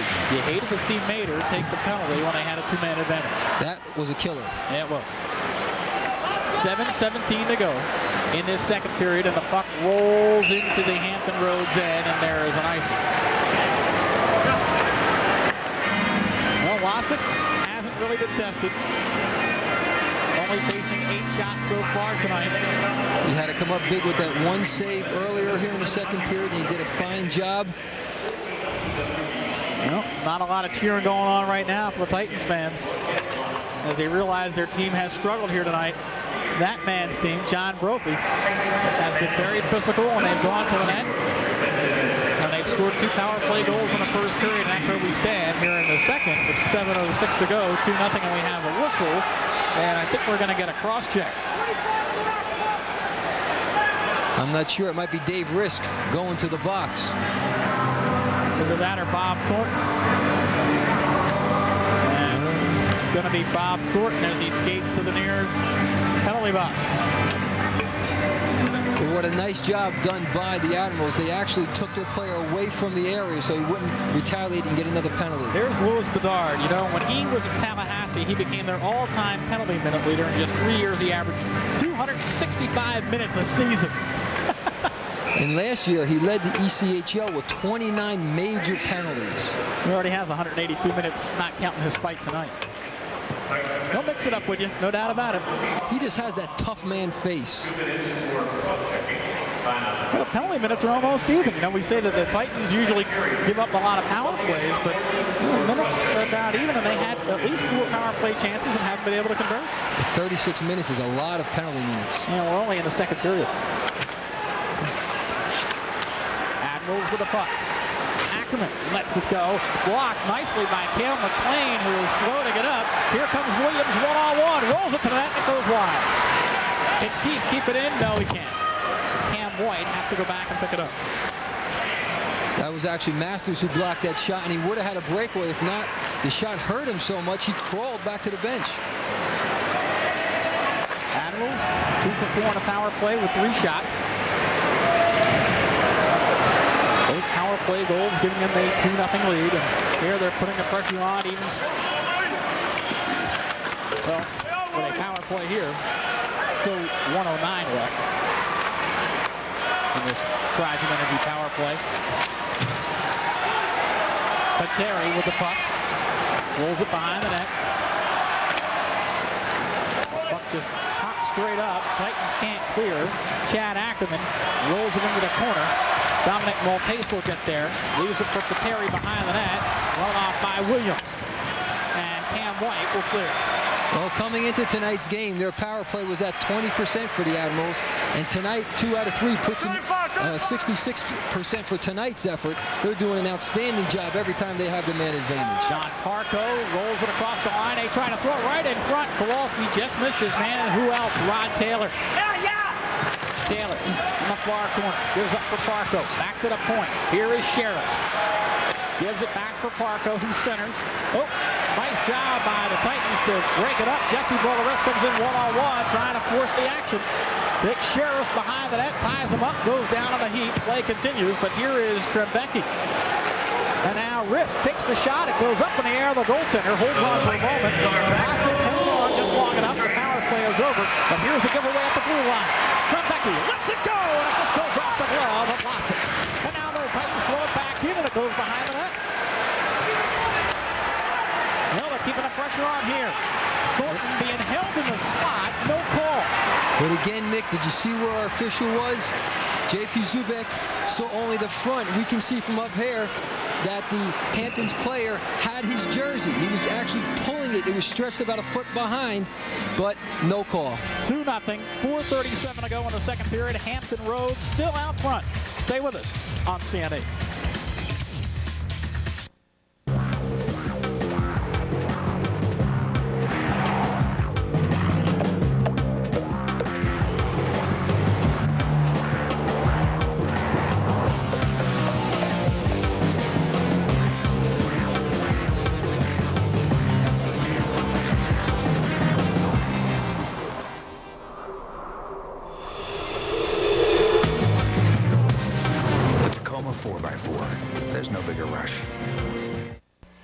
As we come back, you see Jan Vlasic pitching a shutout tonight. The Slovakia native, 5th in the league in goals against average. He's definitely an NHL prospect. The best part about it, he's only 20 years old. Wow. And in fact, earlier this year, he was named the star of the game in the 4-2 win over the Titans back on January 28th. He's played an outstanding game tonight and all year. He was a starter in the ECHL All-Star game for the Northern Conference. He has stood tall between the pipes tonight. Here comes Mike Hall, who's going to roll it in. Hall off his footing, gets back up. Leaves it for Cale McLean. He's going to try to stuff her. Vlasic closes the door again. Bedard run off by Cam White. The fans like that. Titans want to clear. They try to get it ahead to McLean. And this will be an icing, or are we going to get a penalty too? Bedard's going to go for a trip, I think. The icing was waved off, but as soon as it was touched by the Hampton player, official blew the whistle. And again, no stranger to that part of the rink. Louis Bedard's going to sit another 2 minutes. He can't believe it.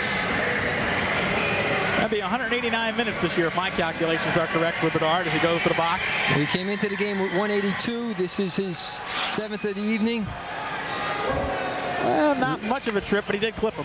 What, it was a leg-to-leg trip. Those are dangerous. Those are the ones you don't expect. Whenever you stick your leg wider than the width of your body, as he did right there, and take out the skate or the leg of your opponent, you have to call that penalty. So the guard is off. Here's another power play opportunity for the Trenton Titans. And boy, this is big with just 4 minutes remaining here in the second period. The Titans get a goal. It's a different game. They need one right now. Mater is out there with Trembecki, Keith, McLean, and Hall. That's the 5 on the ice for the Titans, and the Titans can't keep it in. Titans are not doing a good job. Once they gain the zone, once they have control in the Admiral zone, they have to do a better job of controlling the puck and making that good first pass. Well, across the line, and it is dumped back in where Lenzik will save it. Looks like the penalty clock got a late start. That's that home ice advantage, Pete. Well, they keep it also with a stopwatch down there, so they'll correct it at the first stop of play. Trembecki gives up for Bertoli. Now here is Keith, fakes the drive, gives to McLean, walks on in, and well, that went high. Maybe he has too much of a curve on that stick. Mater behind the net. Throws it right out in front. Here is Bertoli, the one-timer. Went wide. Russell keeps it on its way to the near board. Bertoli gets there first. Bertoli plays deck with Trembecki. Jeff Trembecki holds, lets it go, and there's the glove save by Lasik, and Jan Lasik holds on. Mater was in front. He was trying to create some trouble in front, but the shot was too easy. It was direct. There was no screen in front of Lasik, and he was able to make the easy save. Here we see from the same view Lasik sees, the shot was easy right into his chest, and he was able to hold on for the whistle. You see Cassidy there telling the players, go to the net, make your move. You have to create your chances. You can't stand around. The book on Lasik, too, is if you put pressure on him, sometimes he'll back up a little far and give you a better angle to shoot at. You got to kind of push him back into his own net. He has the propensity to back up. That's the book on him. Now Bertoli has the puck, almost broken up by Parrish. Trembecki holds along the glass, and now goes out front for Keith. Here's his drive. It's knocked down in front. And Keith won't be able to keep it in. Jerry Keith back to center ice. Trembecki winds it around. They're hoping to set up Cale McLean, who might get there first, and he does. Sends it back to the point. Here is Trembecki's drive. Didn't get good wood on it. And now it is Mater behind the net. Trembecki actually broke his stick on the shot. That's why. And unfortunately now we're going to get a penalty coming up to Bertoli, I believe. Well, it's a delayed call as it's finally touched up by Trembecki with 2:17 to go, and with 14 seconds left in the power play, it's virtually over. We're going to get a hold call, and it's going to go against Scott Bertoli. 17:43 time of the penalty. This time Bertoli just a little over anxious, knowing that it was getting to the end of the power play. They were losing their good chance. He just reached out and grabbed the Hampton player. Still, the Titans are hurting themselves, Pete. They had a 2-man advantage that they kind of wasted away when Mater took a penalty, and now Bertoli takes one. I know there was only 14 seconds left, but hey, you fight for every second you can on a man advantage. Absolutely, but the good thing is, as bad as they're playing, one shot can pull them within one goal of this game. That's true. The faceoff is controlled by the Titans. They regroup with the final 2:13 before hitting his second period. Here comes Cam White. Shoots it from late to the ice. Adams gets there first. Loses it from Maltese. 1:45 power play here for the Hampton Roads Admirals. Oh, they had Maltese cruising down the slot. Just missed him. Now, Dominic Maltese gets there, sends it back to the point. Here comes Adams with one goal tonight, throws it in front, it tipped up and over the net. And the Titans shoot the puck into the Hampton Roads bench. The faceoff should come back inside the zone. Goaltender Taras Lenzik. He's on top of his game tonight as he's playing real well. Gerard Adams, a Saskatchewan native, looking for his second goal of the season. Well, actually, he got his second goal. They gave it back to him. That's right, they did earlier tonight. That one that Taylor allegedly deflected in, they gave it back to Adams. 1:35 to go here in this second period. Harris lends it, leaves it behind the net. Titans try to clear. Adams keeps it in. Kowalski is a sharpshooter. Throws it back to the point. Kowalski's got a big drive if he elects to take it. Breaks toward the net. Adams finds Ackerman. And now Taylor. Yeah, Kowalski and Taylor out there. Good things are going to happen. Here is a big save, and Kowalski hits the goaltender, Paris Lenzik, as he skates through the crease. But that was innocent. He was just coming through the area as he was timing the shot, and he got squeezed in and tried to jump over Lenzik. Another look at this one, Pete. Pretty good shot from the point, and right at the end, there is Kowalski making contact. Kowalski, a big boy, 6'4", over 200 pounds, likes to go to the net, does a good job of creating all of that work in front of the net. And a good shot by Chad Ackerman at the point as well. Like you said, Hampton Roads has put the puck on net. 21-12 the shots on goal. 1:04 to go here in this second period. Still 43 seconds left in the man advantage, and Lenzik will hold on again and force another face-off. Well, that time Chad Ackerman letting the shot go from the point, but that time it was high. And a shot like that doesn't do you any good, because if a player were to redirect that, the whistle would blow because it's over the height of 4 feet. Well, the one thing we can say is guys like Cam White have been clearing people out of the crease a little bit more here in period number 2. But it's not easy. They're paying the price. Both the defensemen for the Titans as well as the forwards for the Admirals are getting beat up pretty well in front of the net. Keith and Parko on the draw. Keith actually won it, but the Admirals had the puck. Here is Taylor. Back to Sheriff. Almost out of the zone. Finds Gillis on a cross-ice pass. Gillis has a goal tonight. That came in the first period. He's to open the scoring this evening. Kowalski gives up now for Parko. Back for Gillis at the point. Crosses for Sheriff. Lets it go. Save made by Lenzik, but it comes back to the point. Now Taylor has it.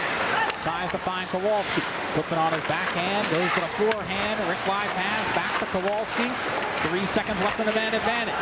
Sheriff lets it go. Oh, the puck's right in front. The follow-up goes off the stick of Paris Lenzik. And the puck comes out of the zone.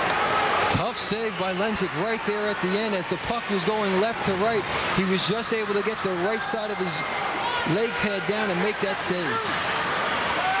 4 seconds to go, and time will wind out. So we have played 2 periods here. The Titans pick it up a little bit. Some good saves by Paris Lenzik in this second period, but still, Coach Brophy's team leads this one by the score of 2-0 as we have played 40 minutes here at Sovereign Bank Arena tonight. Well, again, a few more shots for the Titans. They ended the first period with 3. They now have 12, so they picked up 9, but they have to do a little stronger for the third period. Well, now's your opportunity to experience all of the action and excitement from the best seats in the house at New Sovereign Bank Arena. You can become an Inner Club Circle member today and enjoy a host of special amenities. You have the opportunity to see every variety event, family show, and also hockey action here at Sovereign Bank Arena. For more information about Sovereign Bank Arena's exclusive club seats, contact the Premium Seating Department at 609-656-3207. Let's go downstairs now to Ken Adelberger. Ken. Thanks very much, Mick. Coach, finally saw a little bit more offense from Trenton there. Got to see your goaltender a little bit. What makes Jan Lasik at age 20 seem to be more mature beyond those years? He's one of these guys that has played a lot of hockey from the time he was very young in Czechoslovakia, and he's played in world tournaments, and he's got exposed to great hockey, or good hockey, and the best of juniors when he was very young, and he's just a good player. Bona fide NHL prospect. What's the timetable on? Same as him, I know, a couple of years. He's the same as Amidowski here. They're both the best 20-year-olds in hockey right now. That's goaltender. Thanks, John, very much. There you go, Jan Lasik. A little bit more activity that period, guys, but Trenton's still down by a pair, guys. All right, thanks very much, Ken Adelberger. Well, Titan fans in full force tonight. It's a sellout crowd. They need to crank things up. Hockey for the next millennium. The Trenton Titans 2000, why not? But right now, they trail Hampton Roads by a score of 2-0. Stay with us on CN8. We'll be back in a moment. Travel provided by U.S. Airways, offering Envoy class to Europe. U.S. Airways premium transatlantic service designed for the business traveler, featuring comfortable sleeper-style seats and personalized service. U.S. Airways to Europe.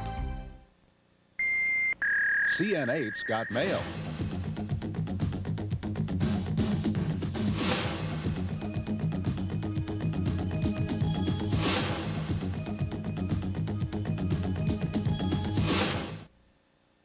big games live on CN8. Don't miss it every Tuesday and Friday evenings at 11 as the winning numbers are drawn for one of the biggest lotteries in the country, and the winner could be you. That's the big game jackpot drawing live every Tuesday and Friday nights at 11, only on CN8. Brought to you by Clean Air New Jersey. Clean Air New Jersey, so we'll all breathe easier. CN8's got mail.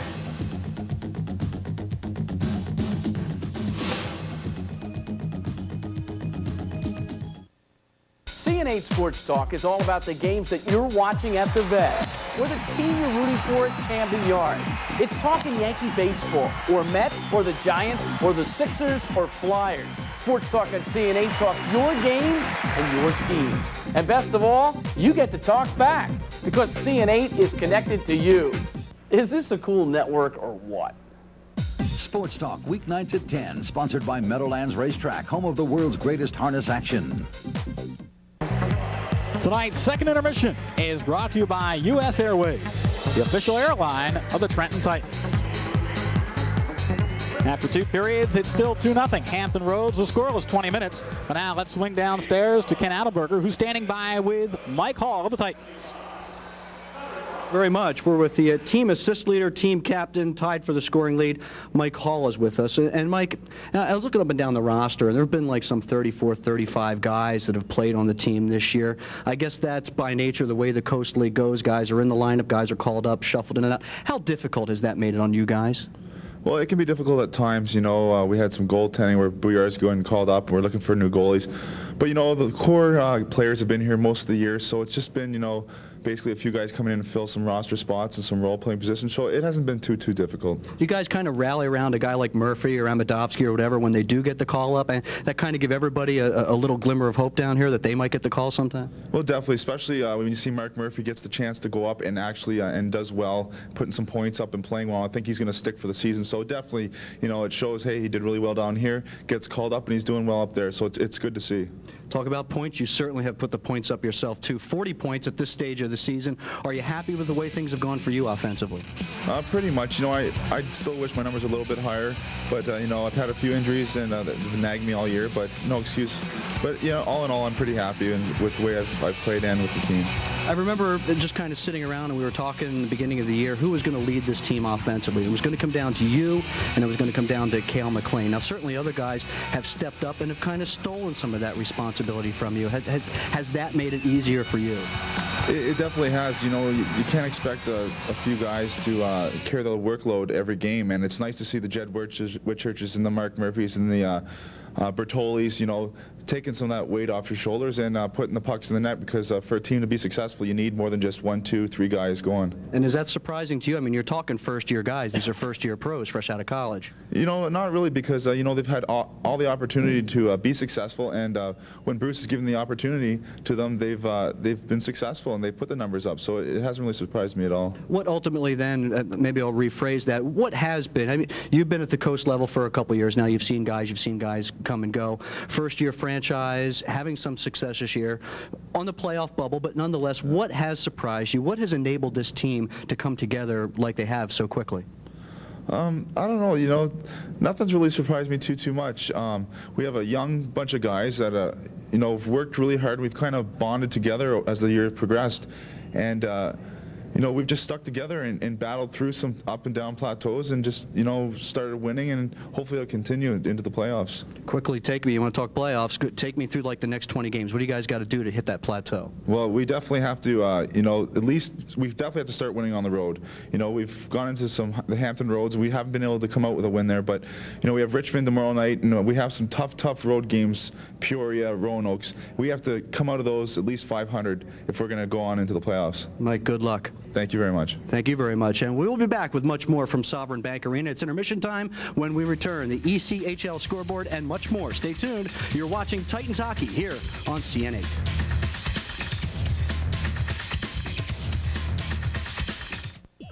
Have you ever wondered what an echo looks like?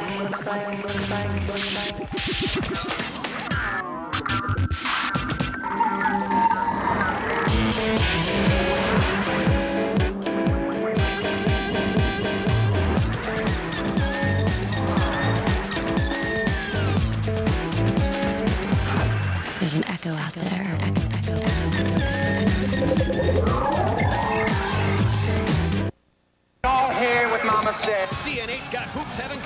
basketball, Big East, MAC, A10, and all your favorite teams.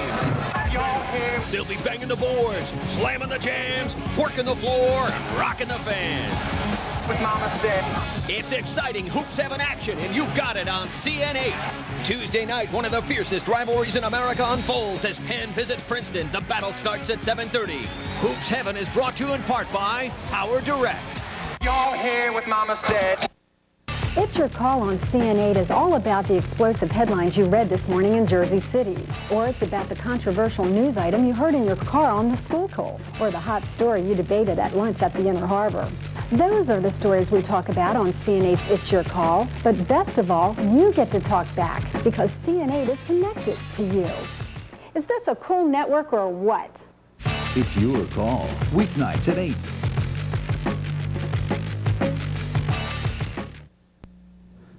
Two first-period power play goals for the Hampton Roads Admirals have held up through 40 minutes of play. They have a 2-0 lead over the home-standing Trenton Titans. And welcome back, everyone, to our Intermission studios. I'm your host, Ken Adelberger. Time to bring you up to date on the ECHL scoreboard tonight. 11 other games on the docket. The ECHL scoreboard is brought to you by the Trenton Orthopedic Group, the official orthopedic group of the Trenton Titans. Well, one of those teams that Mike Hall just said that the Titans have to catch up to and try and beat the Peoria Rivermen are in a 2-2 tie thus far in the first period against the Arkansas Riverblades. The Riverblades are the worst team in the league this year. The Greenville Growl have won 2 in a row, looking to make it 3, and they're looking pretty good so far. The Augusta Lynx struggling thus far. Augusta Lynx, thinking Masters, Augusta National. Yeah, they are down there too. The grass is growing nice, but Greenville is looking very green right now. 2-0 in the first intermission. PD, the Pride, have a league low 9 losses. They've won 2 straight. They're in Birmingham tonight, scoreless in the first period. They are Roanoke. They lost last night in Tallahassee. They are taking on the Florida Everblades tonight. The Everblades have won 4 straight. They have the best record in the Southeast Division. They are indeed all juiced up right now. It is 1-1. They are through 1 period of play. The Dayton Bombers and the Johnstown Chiefs, they are knotted at 1 in the second period. And as we mentioned in our first intermission, the Bombers have certainly had their way with the Chiefs overall in the all-time meetings between those two teams. Mississippi and Louisiana. They are in a Southwest Division battle going on right now. Louisiana on top in that division with 59 points. Mississippi is 11 back. 1-0 Ice Gators on top in the initial period, the first period of play. Mobile, the Mystics, they have won, so they've inched closer to the 200 goals for mark. They've got 197, looking for another 3 spot. They'll be the first team to have 200 goals scored this season, taking on the Pensacola Ice Pilots, who have won just 3 of their last 10 games. The Jackson Bandits, all even, 21-21 overall, 12-12 at home, 9-9 on the road. They're on the road tonight. They got a 2 spot against the Renegades, who, ouch, have lost 3 straight, bidding to make it 4. That is good news for Trenton Titan fans. Charlotte Checkers and South Carolina Stingrays. Right now it is the Checkers with a 2-0 lead in the first period of play. Jacksonville, the Lizard Kings, and Tallahassee Tiger Sharks. The Tiger Sharks have won 2 straight. They've got the 1-goal lead in this one, 3-2. A lot of goal scoring in that one. 5 goals. They're in the second period of play. Jacksonville is winless in their last 3. Rounding out the scoreboard tonight, Toledo 3-1 over Wheeling. The Storm leads the Nailers by 6 points for last place in the Northwest Division. That is a look at a busy, busy night in the ECHL tonight, brought to you by the Trenton Orthopedic Group. Time to take a look at the Molson Cup standings to see which one of the Titans, or which 5 Titans actually, are leading in the points race. And at the end of the year, whichever Titan wins the Molson Cup standing is going to have to split that case of beer with the entire crew. So that's good news around here. Mark Murphy, who, well, right now he's playing with Wilkes-Barre Scranton, still leads the way with 21 points. Hujar Amadovsky, he's up with the Phantoms right now, just 3 points behind. Cale McLean, Scott Bertoli, Jed Witt-Church. Witt-Church tied with Mike Hall for the team scoring lead, each coming in with 40 points tonight. Mater and Steve Valaket rounding out the Molson Cup standings. Well, they're partying here at Sovereign Bank Arena, jumping up and down. I don't know why. 2-0. The Hampton Road Admirals have the lead after 40 minutes of play. When we return, Nick and Peter will have all the highlights and analysis of that second period. A better period it was for the Titans when we return. You're watching Trenton Titans hockey right here on CN8. You enter the financial world in search of a secure future. Instead, you find chaos and confusion. The possibilities are overwhelming.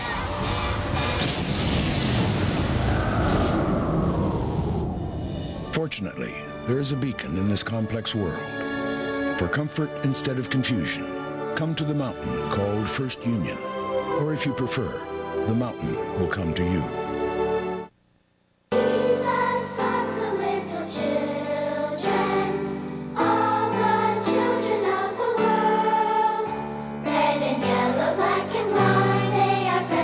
Children are our most precious gift, yet we allow them to suffer. Thousands are dying each day from hunger and disease, and you can do something. You can save one child. Call Christian Children's Fund and help save one needy child through your love and generosity for just 80 cents a day. The number's on your screen. Ask for a picture of a child you can sponsor.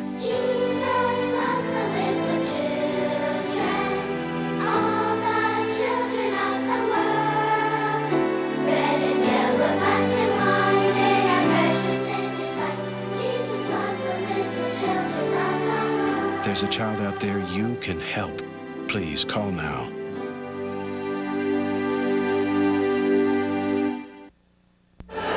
We have played 2 periods here at Sovereign Bank Arena. Still, it's 2-0 Hampton Roads over the Trenton Titans. Well, once again, Pete Caggiano, the Titans did pick things up a little bit in period number 2. You see all the signatures there. We talk about hockey from the new millennium. Maybe that'll be a collector's item with all these Trenton Titans signatures. Some guys are moving up, no doubt about that. Well, they're trying to cheer this team on. They're trying to get this team going. They played a little better in the second period, picked up their shots on goal, picked up their chances, but they still have a long road ahead of them with 20 minutes and 2 goals down. Well, let's take a look at some of the highlights as the Titans did outshoot Hampton Roads in that second period, 9-6. And you'll see Jed Witt-Church putting the puck on net right from the doorstep. That's a great opportunity. That was on the power play. Great save by Losick on that play.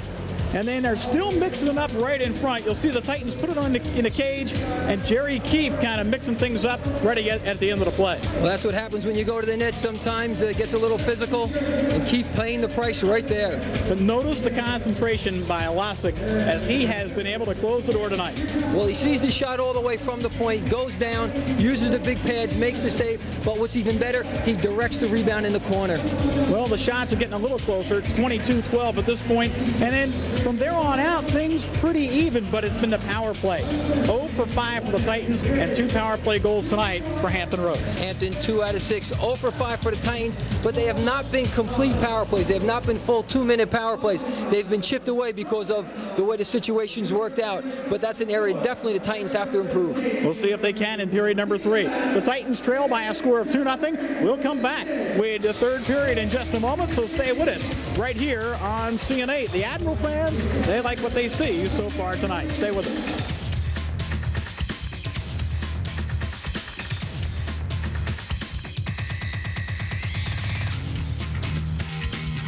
What do you think about John Rocker, the baseball player with the great big mouth? Should he be suspended from baseball, or did he just make a rookie mistake? Let us know what you think. That's tonight on It's Your Call with Lynn Doyle at 8 o'clock. Then it's your turn to ask the doctor on CN8 On Call. It's one of the leading cancer killer of men, prostate cancer. When should you get a checkup? Join us and find out. That's tonight on CN8 On Call at 9 o'clock. Are you a hopeless romantic? Do you want to know if love is in your future? Monday on CN8's Family Talk at 7, everyone's favorite psychic, Barbara Mackey, will be here for our Valentine's Day special. She'll take your calls and let you know if Cupid's arrow is aimed at you. You're going to be madly in love. He wears glasses. He's very studious, but he's a wild man. Join us to find out how wild your future is on this Valentine's Day special. That's tonight's Family Talk at 7 on CN8. Are you tired of trash TV and news you can't use? I'm Steve Adubato. Join me as I go one-on-one with authors, actors, journalists, CEOs, and sometimes politicians, people who make a difference. One-on-one, I'll ask the questions that you want answered. Go one-on-one with Steve Adubato, 5 nights a week, Sunday through Thursday at 11 on CN8, and meet the people who make a difference. One-on-one with Steve Adubato is sponsored by PSE&G, Seton Hall University, First Union National Bank, and the CIT Group. Welcome back, everyone. 2-0 after 2 periods, getting ready for the third. We're outside the Titans locker room with the head coach, Bruce Cassidy. Bruce, a better second period. Sense a lot of frustration through the first 40 minutes from your standpoint, particularly on the power play. What's happening? Well, certainly the first 20 minutes. That period, we've tried a new setup. It worked well for us in Hampton on Tuesday. Tonight, it's not happening for us. I mean, we're trying to look for Cale McLean, and he's had a couple of chances, one off the post, one wide, but the other guys aren't shooting enough if they take him away. But hopefully, we can get going 5-on-5. We're not creating anything on the forecheck. Their defense are having an easy time of it. So hopefully this period will put a little pressure on them and get it started 5-on-5. And if we do get a power play, then obviously, we have to capitalize this period or it's not going to happen. Get the goal early. They say a 2-goal lead is the hardest one to protect. Back upstairs, guys. All right, thanks very much. The interview brought to you by First Union, as is tonight's game. First Union, let us be your guide to the financial world. Tonight's game also brought to you by your local Tri-State Toyota dealer. Toyota, real values every day. And by U.S. Airways, the official airline of the Trenton Titans. Once again, Hampton Roads hanging on to 2 power play goals in the first period, one from Ryan Gillis, the other from Jared Adams, as they lead it by a score of 2-0 as we are set for period number 3. Coach Cassidy mentioned going to try to increase the forecheck, going to try to put a little pressure on the defensemen of the Admirals, not let them get out of their zone so easy, hopefully create some turnovers, create some opportunities right from the beginning. As we mentioned earlier tonight, as you get a good look at Paris Lenzik, who has been beaten on 2 power play goals tonight, and that is all. But the Titans are 2-0 this year at home against Hampton Roads. Hampton Roads 4-0, and they're building against the Titans, and they're trying to get one better. Here's Coach Brophy's team here tonight. Well, when after 2 periods and the Admirals lead, they are 16-0-1. The Titans trail, they are 2-16-1. So if things go true to form, the Titans go home losers, but that's why you still play the third period. Well, they know they have a tough road ahead of them, but they also know that coming into tonight, they have won 5 in a row here at home, 11 of their last 12. They do play well on home ice. 20 minutes, let's see if they can do it again. Well, we have seen comebacks here at Sovereign Bank Arena. Hall, Bertoli, and McLean out there, and well, the first thing goes right. They win the faceoff as Williams is back there with Cam White, and that's the 5 on the ice to start period number 3 for the Trenton Titans. Forechecking, takes it away. Here's up for Kowalski, who comes across the line. The near circle, back in front, and Lenzik makes a sliding save. Wow, Marco right on the doorstep on a great return pass from Kowalski. You look for saves that can be the save of the game. That is definitely one right there. Can you imagine going down 3-0 just a minute, even 20 seconds into the third period? Great play by Lenzik right there. He anticipated, went down with the pads, and stopped Parko dead on. Wow. So Lenzik comes up big in the first, 19 seconds of the first period. Now Parko's thrown out of the face-off circle as Rod Taylor comes on to take the draw against Bertoli. Titans in control with Mike Hall. Hall comes across the line, carries to neutral ice. Williams will shoot it in. Hall goes right to the net. Ackerman plays forward, and here comes Rick Kowalski.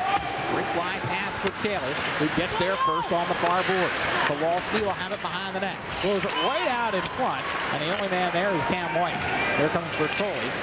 Odd man rush. There'll be a line change for the Trenton Titans.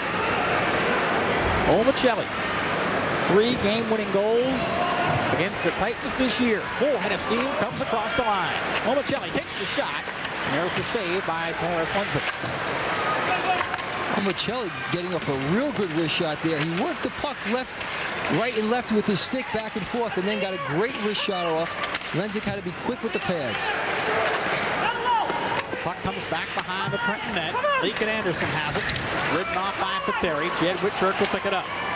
Witt-Church throws into the Admirals end. Taken off his stick by Witt-Church to Keith. Keith moves it back. Shot, save, and they hold pulled off the shot by Trebecki. Let's go downstairs to Ken.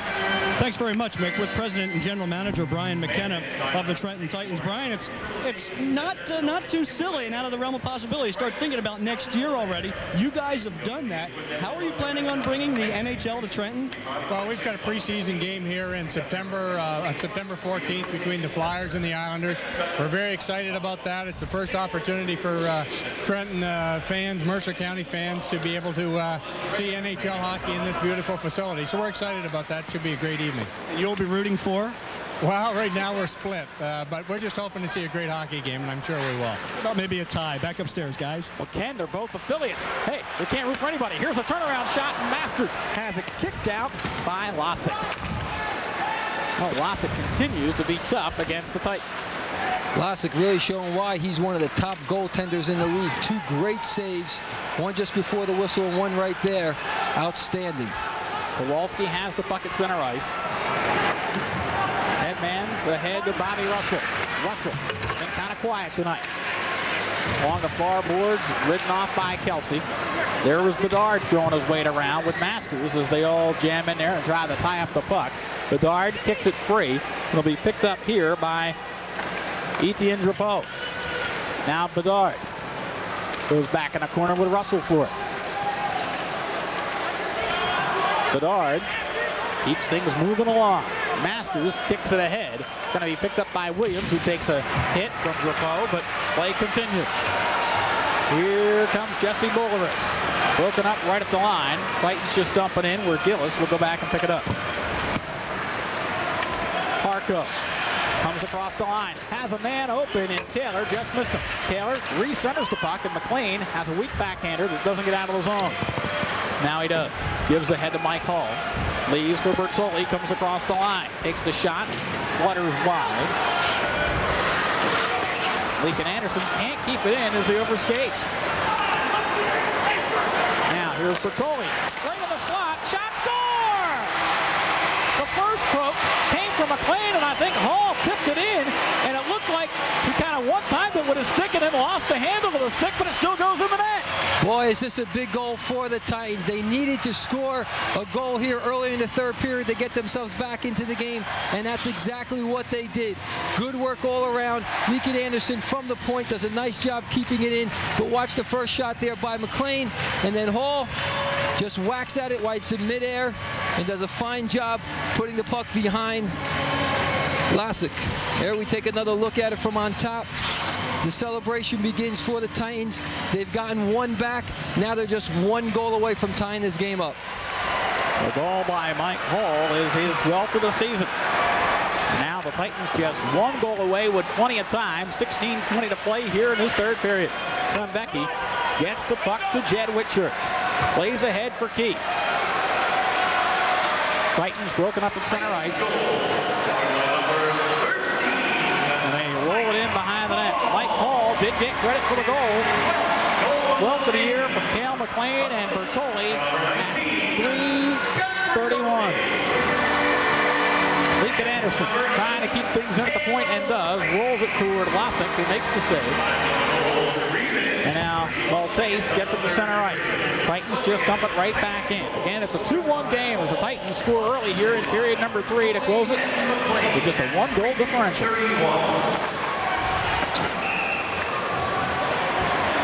Now, Mick, how big was that save by Taras Lenzik 19 seconds into the third period here? Absolutely. Well, Maltese goes to the bench, shaking his head as the Admirals know they're in a game again.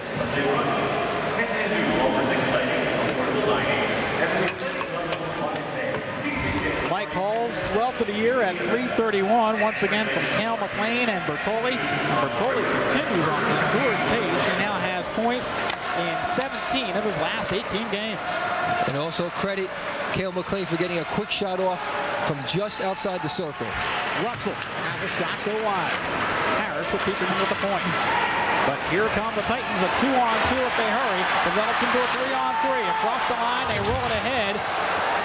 Reese upended and upended once again as play comes back the other way. Here's Russell. Shot, saved, Lenzik. So Lenzik with a big save. Russell kicks it right back in on goal, and Chris Masters will corral it. Good job by Risk, the Morristown native, to force Russell wide. Did not get a shot off from a good angle. An easy save for Taras Lenzik. John Parko backhands it for Taylor, who will get there first. Taylor throws it right out in front. Kowalski has it go off his stick. Now Taylor tries to poke it in, and now the follow-up by Parko, and they say score! They're going to call it a goal, I believe. It looked like Lenzik had control of it, but then it squirted through him, and the light went on. Mick, I don't know how this shot went in. Like you, I thought Lenzik had the save. Parko made the first save. It came out and somehow just trickled through. There's the backhand. He makes the save. Oh, good second effort right there as we see it squirm right underneath Taras Lenzik. Good work all around here by the Admirals. Nice pressure from behind the net. You can see the first save, and then the second one just trickles through as Lenzik made the first save with his chest but couldn't hold on the rebound. So Parko gets his 8th of the year, and just like that, goals each way, and it's once again a 2-goal advantage, 3-1. And here's a quick high shot over the net, and the Titans will pick it up on their own end. Kowalski picked up an assist. Here's Cale McLean ahead for home, and it went right through the crease. Once again, Titans trying to center a pass, and McLean was upended. Well, ever since the Titans scored their first goal here in the third period, the game seemed to open up. The defensive tight checking that we saw in the second period went away, and both teams back and forth now exchanging good opportunities. Well, Mike Hall, who had a pretty good chance, will skate to the bench, but Coach Brophy sees his team up again by 2, 3-1 on the goal by Parko from Taylor and Kowalski at 5:27.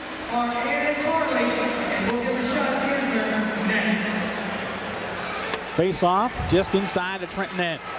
Keith couldn't control it. Sheriffs will dump it in. Taras Lenzik moves it behind the net for Leakin Anderson. Plays forward, but too far ahead, and Gillis, who had the opening goal tonight, will dump it right back in. Hampton Roads with a 3-1 lead. Here come the Titans. Jerry Keith winds it around. Jed Witt-Church will get there first. Sends it back for Keith, but it almost centered itself, coming right off from behind the net. 13:32 to play in the third period, and the Titans trail by 2. Sheriffs wants to come out. The center pass for Russell, but the play's offside. Hampton has done a great job here coming back, taking the play away from the Titans. Just when you thought the momentum was going to change, just when you thought that first goal for the Titans to cut the lead 2-1 was going to put old Mo back on the side of the black and white. Not to be. Great job by the Admirals to take it away, to take control of this game again, and they're right back in the driver's seat. Face off in the neutral zone, and Parrish controls it. Gives up. Oh, that shot goes right off the blocker and about 10 rows back. Good shot from just outside the blue line by Jared Adams, who was gunning for his second goal tonight. That's the one you wish you get off the blocker and not off the arm. Hit you in the arm, it's going to hurt quite a bit. Take a look at Adams, who scored the first goal earlier tonight, his second of the season. He's a young fellow, only 22, from Saskatchewan, Canada. Did have a chance to play up with Portland in the AHL a little bit this year, though. Well, most of these Hampton Roads players have had at least a cup of coffee at the next level. And it could be because of John Brophy, his connection with the people at the next level, and also can be because of what he can teach these guys. He's been around a long, long time. Well, Hampton Roads, one of the most successful ECHL franchises in what is their last year of existence. Here's Kowalski, keeps him in at the point, throws it right in front, and a big hand save by Lenzik. Now Taylor behind the net, he's dangerous there. Throws it right out in front, oh, it hit the post and nobody sees it. And finally, the Titans cover up. Wow, that was awful close. We'll take a timeout after that one. The Admirals lead the Titans 3-1 with 12:46 to go as the puck was left right on the doorstep and nobody home. We'll be back in just a moment. Stay with us right here on CN8.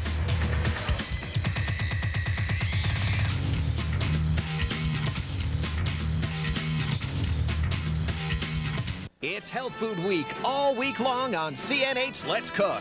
Don't have time to make it to the gym? Then join Chef Paul Dillon in the kitchen weeknights at 6:30 for heart-healthy salads and soups, protein-rich salmon dishes, delicious low-fat vegetarian dishes, and more. Now, while this simmers, you can break a sweat on the heavy bag. Get the heart pumping all week long with the fitness chef Paul Dillon on Health Food Week, 6:30 weeknights on CN8's Let's Cook.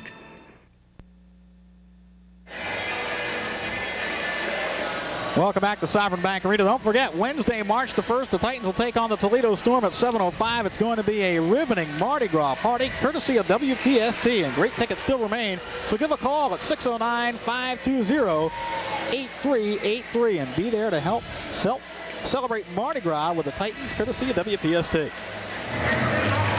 On the face-off, Mike Hall wins it. Rican Anderson has it. Bertoli got dumped right in the slot. Here comes Hall. Leaves it back for Bertoli. Goes by one man, but a little too far ahead, and Parrish just dumps it back to the red line, and now the Titans will dump it in. Ackerman leaves for Maltese. Anderson has it for the Titans. Gillis goes back, and notice Pete, the pace has picked up here with 12:21 to go. But everybody's picking up their check. Wherever you see one player, you see an opponent. But Terry with a drive, and holding on is the goaltender, Taras Lenzik. Lenzik might be getting a little tired. That was the 29th shot on goal for Hampton. Well, Terry goes to the bench. Had 4 points on the 30th against the Titans, as Lenzik, as you mentioned, has come up big. But still, it's 3-1 on the scoreboard. Well, he's right on par to facing another 30 to 40 shots tonight. That's right. Titans have the puck. Trembecki gave it away momentarily, and now Russell throws it behind the net. Kelsey keeps it on its way. Titans want to come out. Can't. Etienne Drapeau holds the puck, throws it right in the slot, and Bedard couldn't get a stick down. Bedard comes back to the neutral zone, picks it up, and just dumps it in. Hampton Roads wants a change, and they'll get one. The Admirals tonight will be very happy just to take the puck, get over the red line, and dump it in just to kill the rest of this time. Mater broken up at center ice, now picks it up, keeps it in the zone. The play's onside, but a nice stick check there is by Sheriff, and a quick whistle. The goaltender dropped the puck, but the whistle still blew, and holding on is Jan Lasek.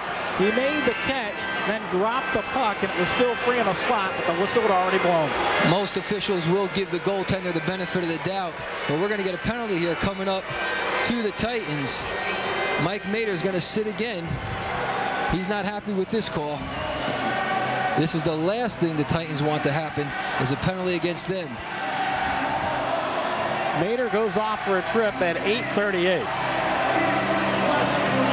And once again, another power play opportunity for Hampton Roads. And John Gould, our statistician, upset, throws his headset to the ground.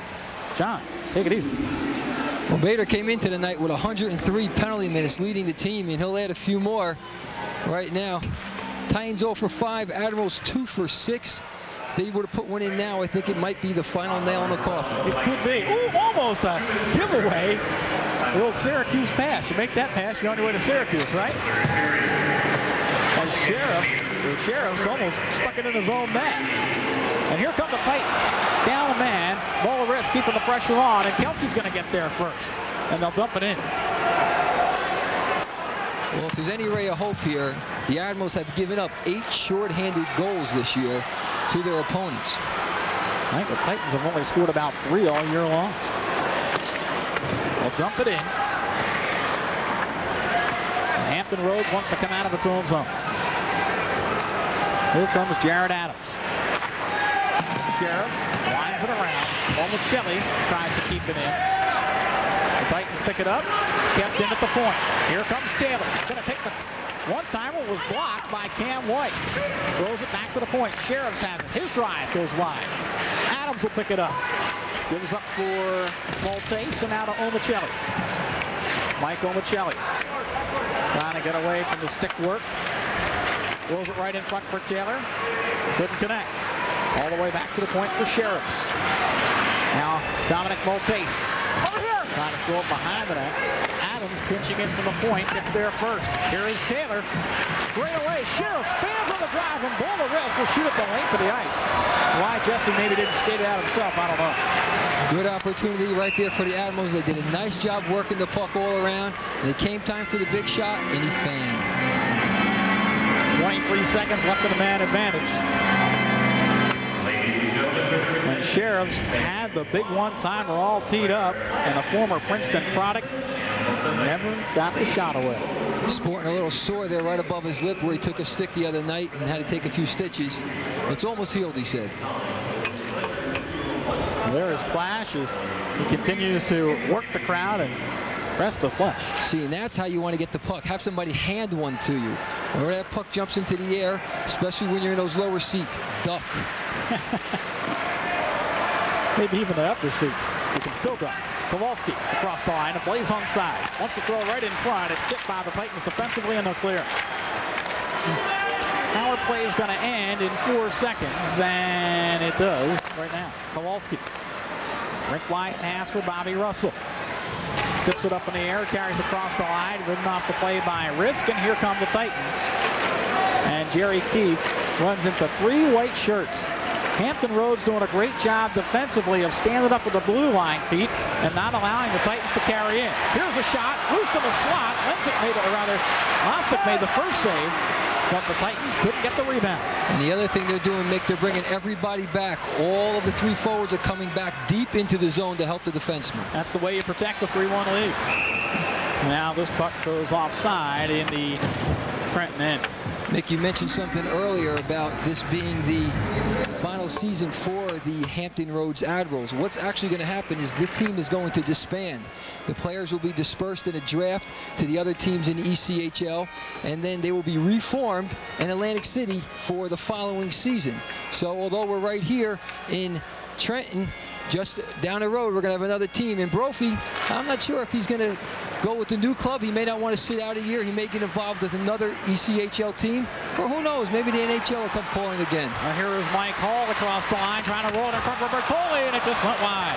Cal McLean will get there behind the net. No hand pass, as he didn't really forward the puck one way or the other. It's picked up, though, by the Admirals, and the linesman gets in the way, momentarily stops the play, and the Titans will dump it back in. Sheriffs behind the net. Hooks up with Bertoli. Comes all the way back to the point. Williams' drive goes off the blocker of Losick. Play continues. Here is Bertoli. Already has 1 assist tonight. Tries to get the puck to Hall, and now it comes free. Bertoli upended. No call. And the puck comes back to center. Mick, the Titans can't be too fancy right now. Just a little over 7.5 to go. They have to put 2 goals in just to reach the shootout. They have to get over the blue line and just fire it. Here comes Jesse Bolivis. Goes heavy in the corner. Gets the puck free, but it's going to be picked up by the Admirals. Sheriffs winds it around, and the puck comes all the way out, and there is an icing. 7:28 to go, and the Admirals still lead it by a score of 3-1 here in this 3rd period. But here's the sidebar, Pete. You know, you talk about Hampton Roads going to disband. There will be, allegedly, supposedly, there's going to be an AHL club down in the Norfolk, Virginia area next year. The only problem is they were going to play at the Scope, where Hampton Roads plays now, and they say, nope, that arena needs about $10 million of work to it, so we don't know if they're going to be ready to play or not. Well, the Chicago Blackhawks want to put a AHL franchise into that building, but it's going to cost quite a few million to bring it up to AHL standards. So the saga down there is going to continue. Ooh, right in the slot. The Titans see the puck come all the way up. The slot area, and Maltese comes back 2-on-2. Nice pass. Here is Taylor. Shot. Big save. Lenzik holds on, and now the puck comes free again. But Taylor with another big opportunity. Good save by Taras Lenzik. Getting the big body right in front of that hard slap shot and made the save with his chest. Hampton Roads will go back in their own end with Ackerman. Dominic Maltese has a pass deflected momentarily. And the Admirals will ice the puck. Well, Taras Lenzik coming up big just seconds ago. Keeping the Trenton Titans close in this one. Taking a drink of water. New Jersey Department of Health and Senior Services save of the game as Taras Lenzik comes up big, open behind him momentarily, but Lenzik makes the save. It's brought to you by the New Jersey Department of Health and Senior Services. Hockey's fun. The message to kids is serious. Don't get sucked in by smoking. He has played very well tonight. He's made 28 saves. 31-19. The Admirals have had the upper hand. Oh, the puck almost squirts right in the crease area. Diving to make the save is Jan Lasic. Well, this is the point of the game where the Titans have to throw caution to the wind. They have to put everything they have against Jan Lasic. They're down by 2, a little over 6 minutes remaining. You heard what Brophy said earlier about Lasic. He said he and guys like Bujar Amadovsky, 2 excellent NHL prospects. Right now, Boo playing with the Philadelphia Phantoms. Those are the guys you're going to see in the NHL in a couple of years. Face-offs almost even tonight. Been a lot of them. 6:17 to go, and the Titans are down by 2. They've got to really start putting the pressure on as the face-off will come back down at the other end as the Admirals ice the puck. Well, now what you see is you'll see defensemen pitching in a whole lot. You'll see forwards hanging closer. They're not going to come back as much. Doesn't matter if you give up another goal now. You must score 2.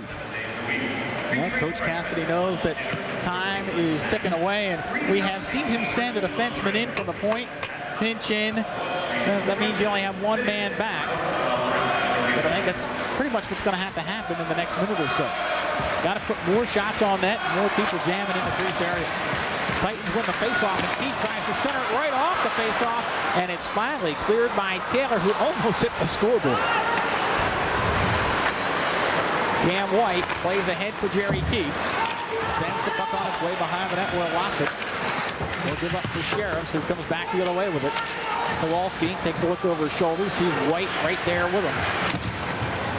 White tries to tie up the play. It comes free. Here's Williams' shot. Oh, it just goes wide.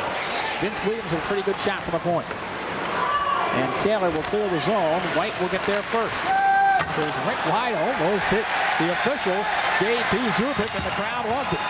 What do you mean the crowd loved it? Well, they did. You heard the cheer. He has 1/3 of the pads on the players have on, and he's not expecting the puck to be shot at him. Here is McLean trying to get a drive away and couldn't get a good shot on the puck as it was tipped on the way past.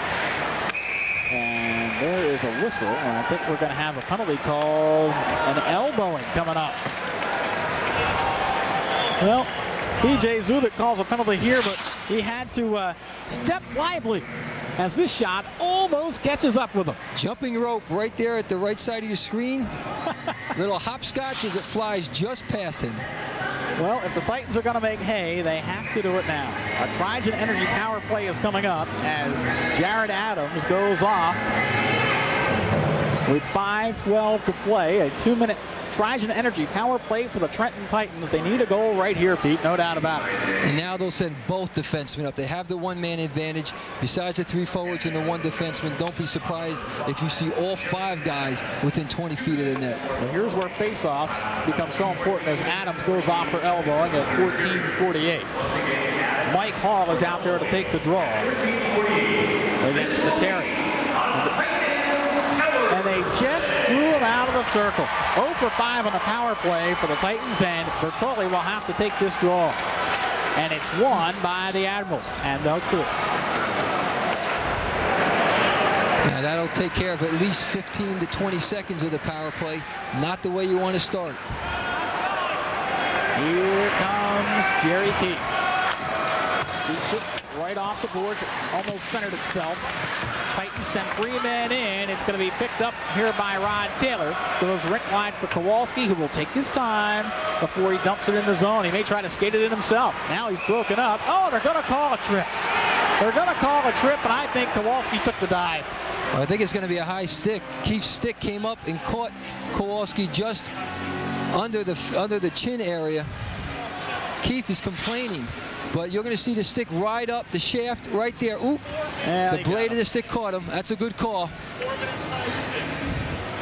So Keefe will go off for the high stick, and the power play is basically over for a while. And actually, it's going to be a 4 minute. It's going to be a double minor as he got him right there on the chin. You see the trainer taking care of the blood. Yeah, he took one for the team. Not only does he kill the power play, he gives himself, his team, a man advantage. And they're going to put a little stuff on here to stop the bleeding. Don't be surprised if he doesn't come out and skate the second half of the power play. So it'll be 4-on-4 for the next 128, and then you'll have a power play opportunity for the Hampton Roads Admirals. For the second time tonight, the penalties come back to haunt the Titans on the power play. And they haven't been good penalties. You can see if they take a penalty because the other team has a scoring opportunity. That time it was just a careless use of the stick.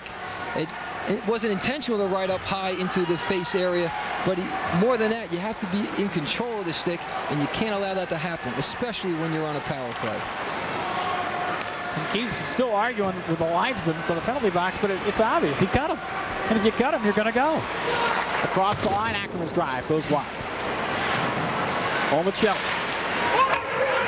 Goes up for Gillis momentarily. It is picked up here by Trembecki, and the Titans will skate it out. 2-on-2 if they hurt. Here comes Lincoln Anderson across the line. Has a shot. Gives up in a slot and didn't get a good pass, returning to Trembecki. And the shot never came.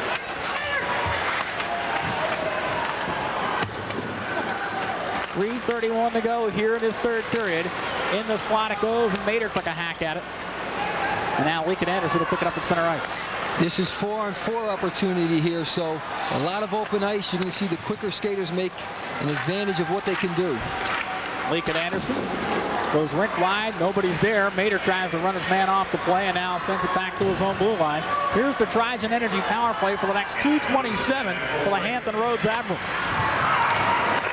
And they lead it by a score of 3-1. Kowalski tries to center, it goes right through the slot as Taylor tried to stuff it in the short side. Now Taylor behind the net. Rod Taylor gives up for Kowalski. He's out there with Harko. Back to the point. Kowalski gives up for Ackerman. His shot knocked down in front. Rebound. Save. And the play continues. Play continues here with Taras Lenzik sending it on its way. And finally, this puck will be shot the length of the ice, and the teams will change.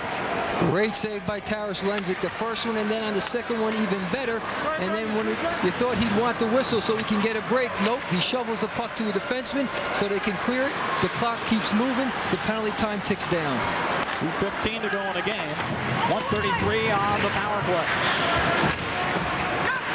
Hampton Roads keeps the pressure on. Parrish at the point, throws it right to the net, and Maltese tip just went wide. Now it's picked up by Drapeau. Etienne Drapeau, and they send it back to the point. Here is Sheriffs. Going to get the shot away. Kicked out here by Linson. And can the Titans clear? Yes, they can. 1:07 left in this power play.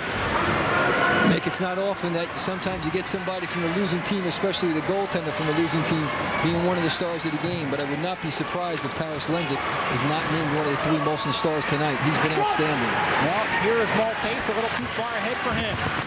Sheriffs sends it on its way. It's deep in the near corner. Cale McLean knocks it down. Can he clear? Here comes a 2-on-2 with Mike Hall and Cale McLean. Hall back to McLean. Tries to turn the corner. Comes to the goal line. Wants to bring it back out front. Shot. Save. The goaltender lost his stick and he holds on. We'll be back in just a moment on CN8. Family Talk on CN8 is the one daily show focusing on you and your family. Whether you live in Upper Montclair, New Jersey, or Lower Marion, Pennsylvania, or Middlesex, Maryland, Family Talk on CN8 talks about your problems and concerns, your joys and successes, and best of all, you get to talk back because CN8 is connected to you. Is this a cool network or what? Family Talk, weeknights at 7, sponsored by the NJEA, people who care about your kids. Welcome back as the faceoff is controlled by the Titans. It's Mike Hall in the slot. His backhander is wide. Cale McLean tries to get there and center it and can't. It's picked up by John Parco. Last minute of play in the third period as the Titans trail by 2, 3-1. Here is Taylor.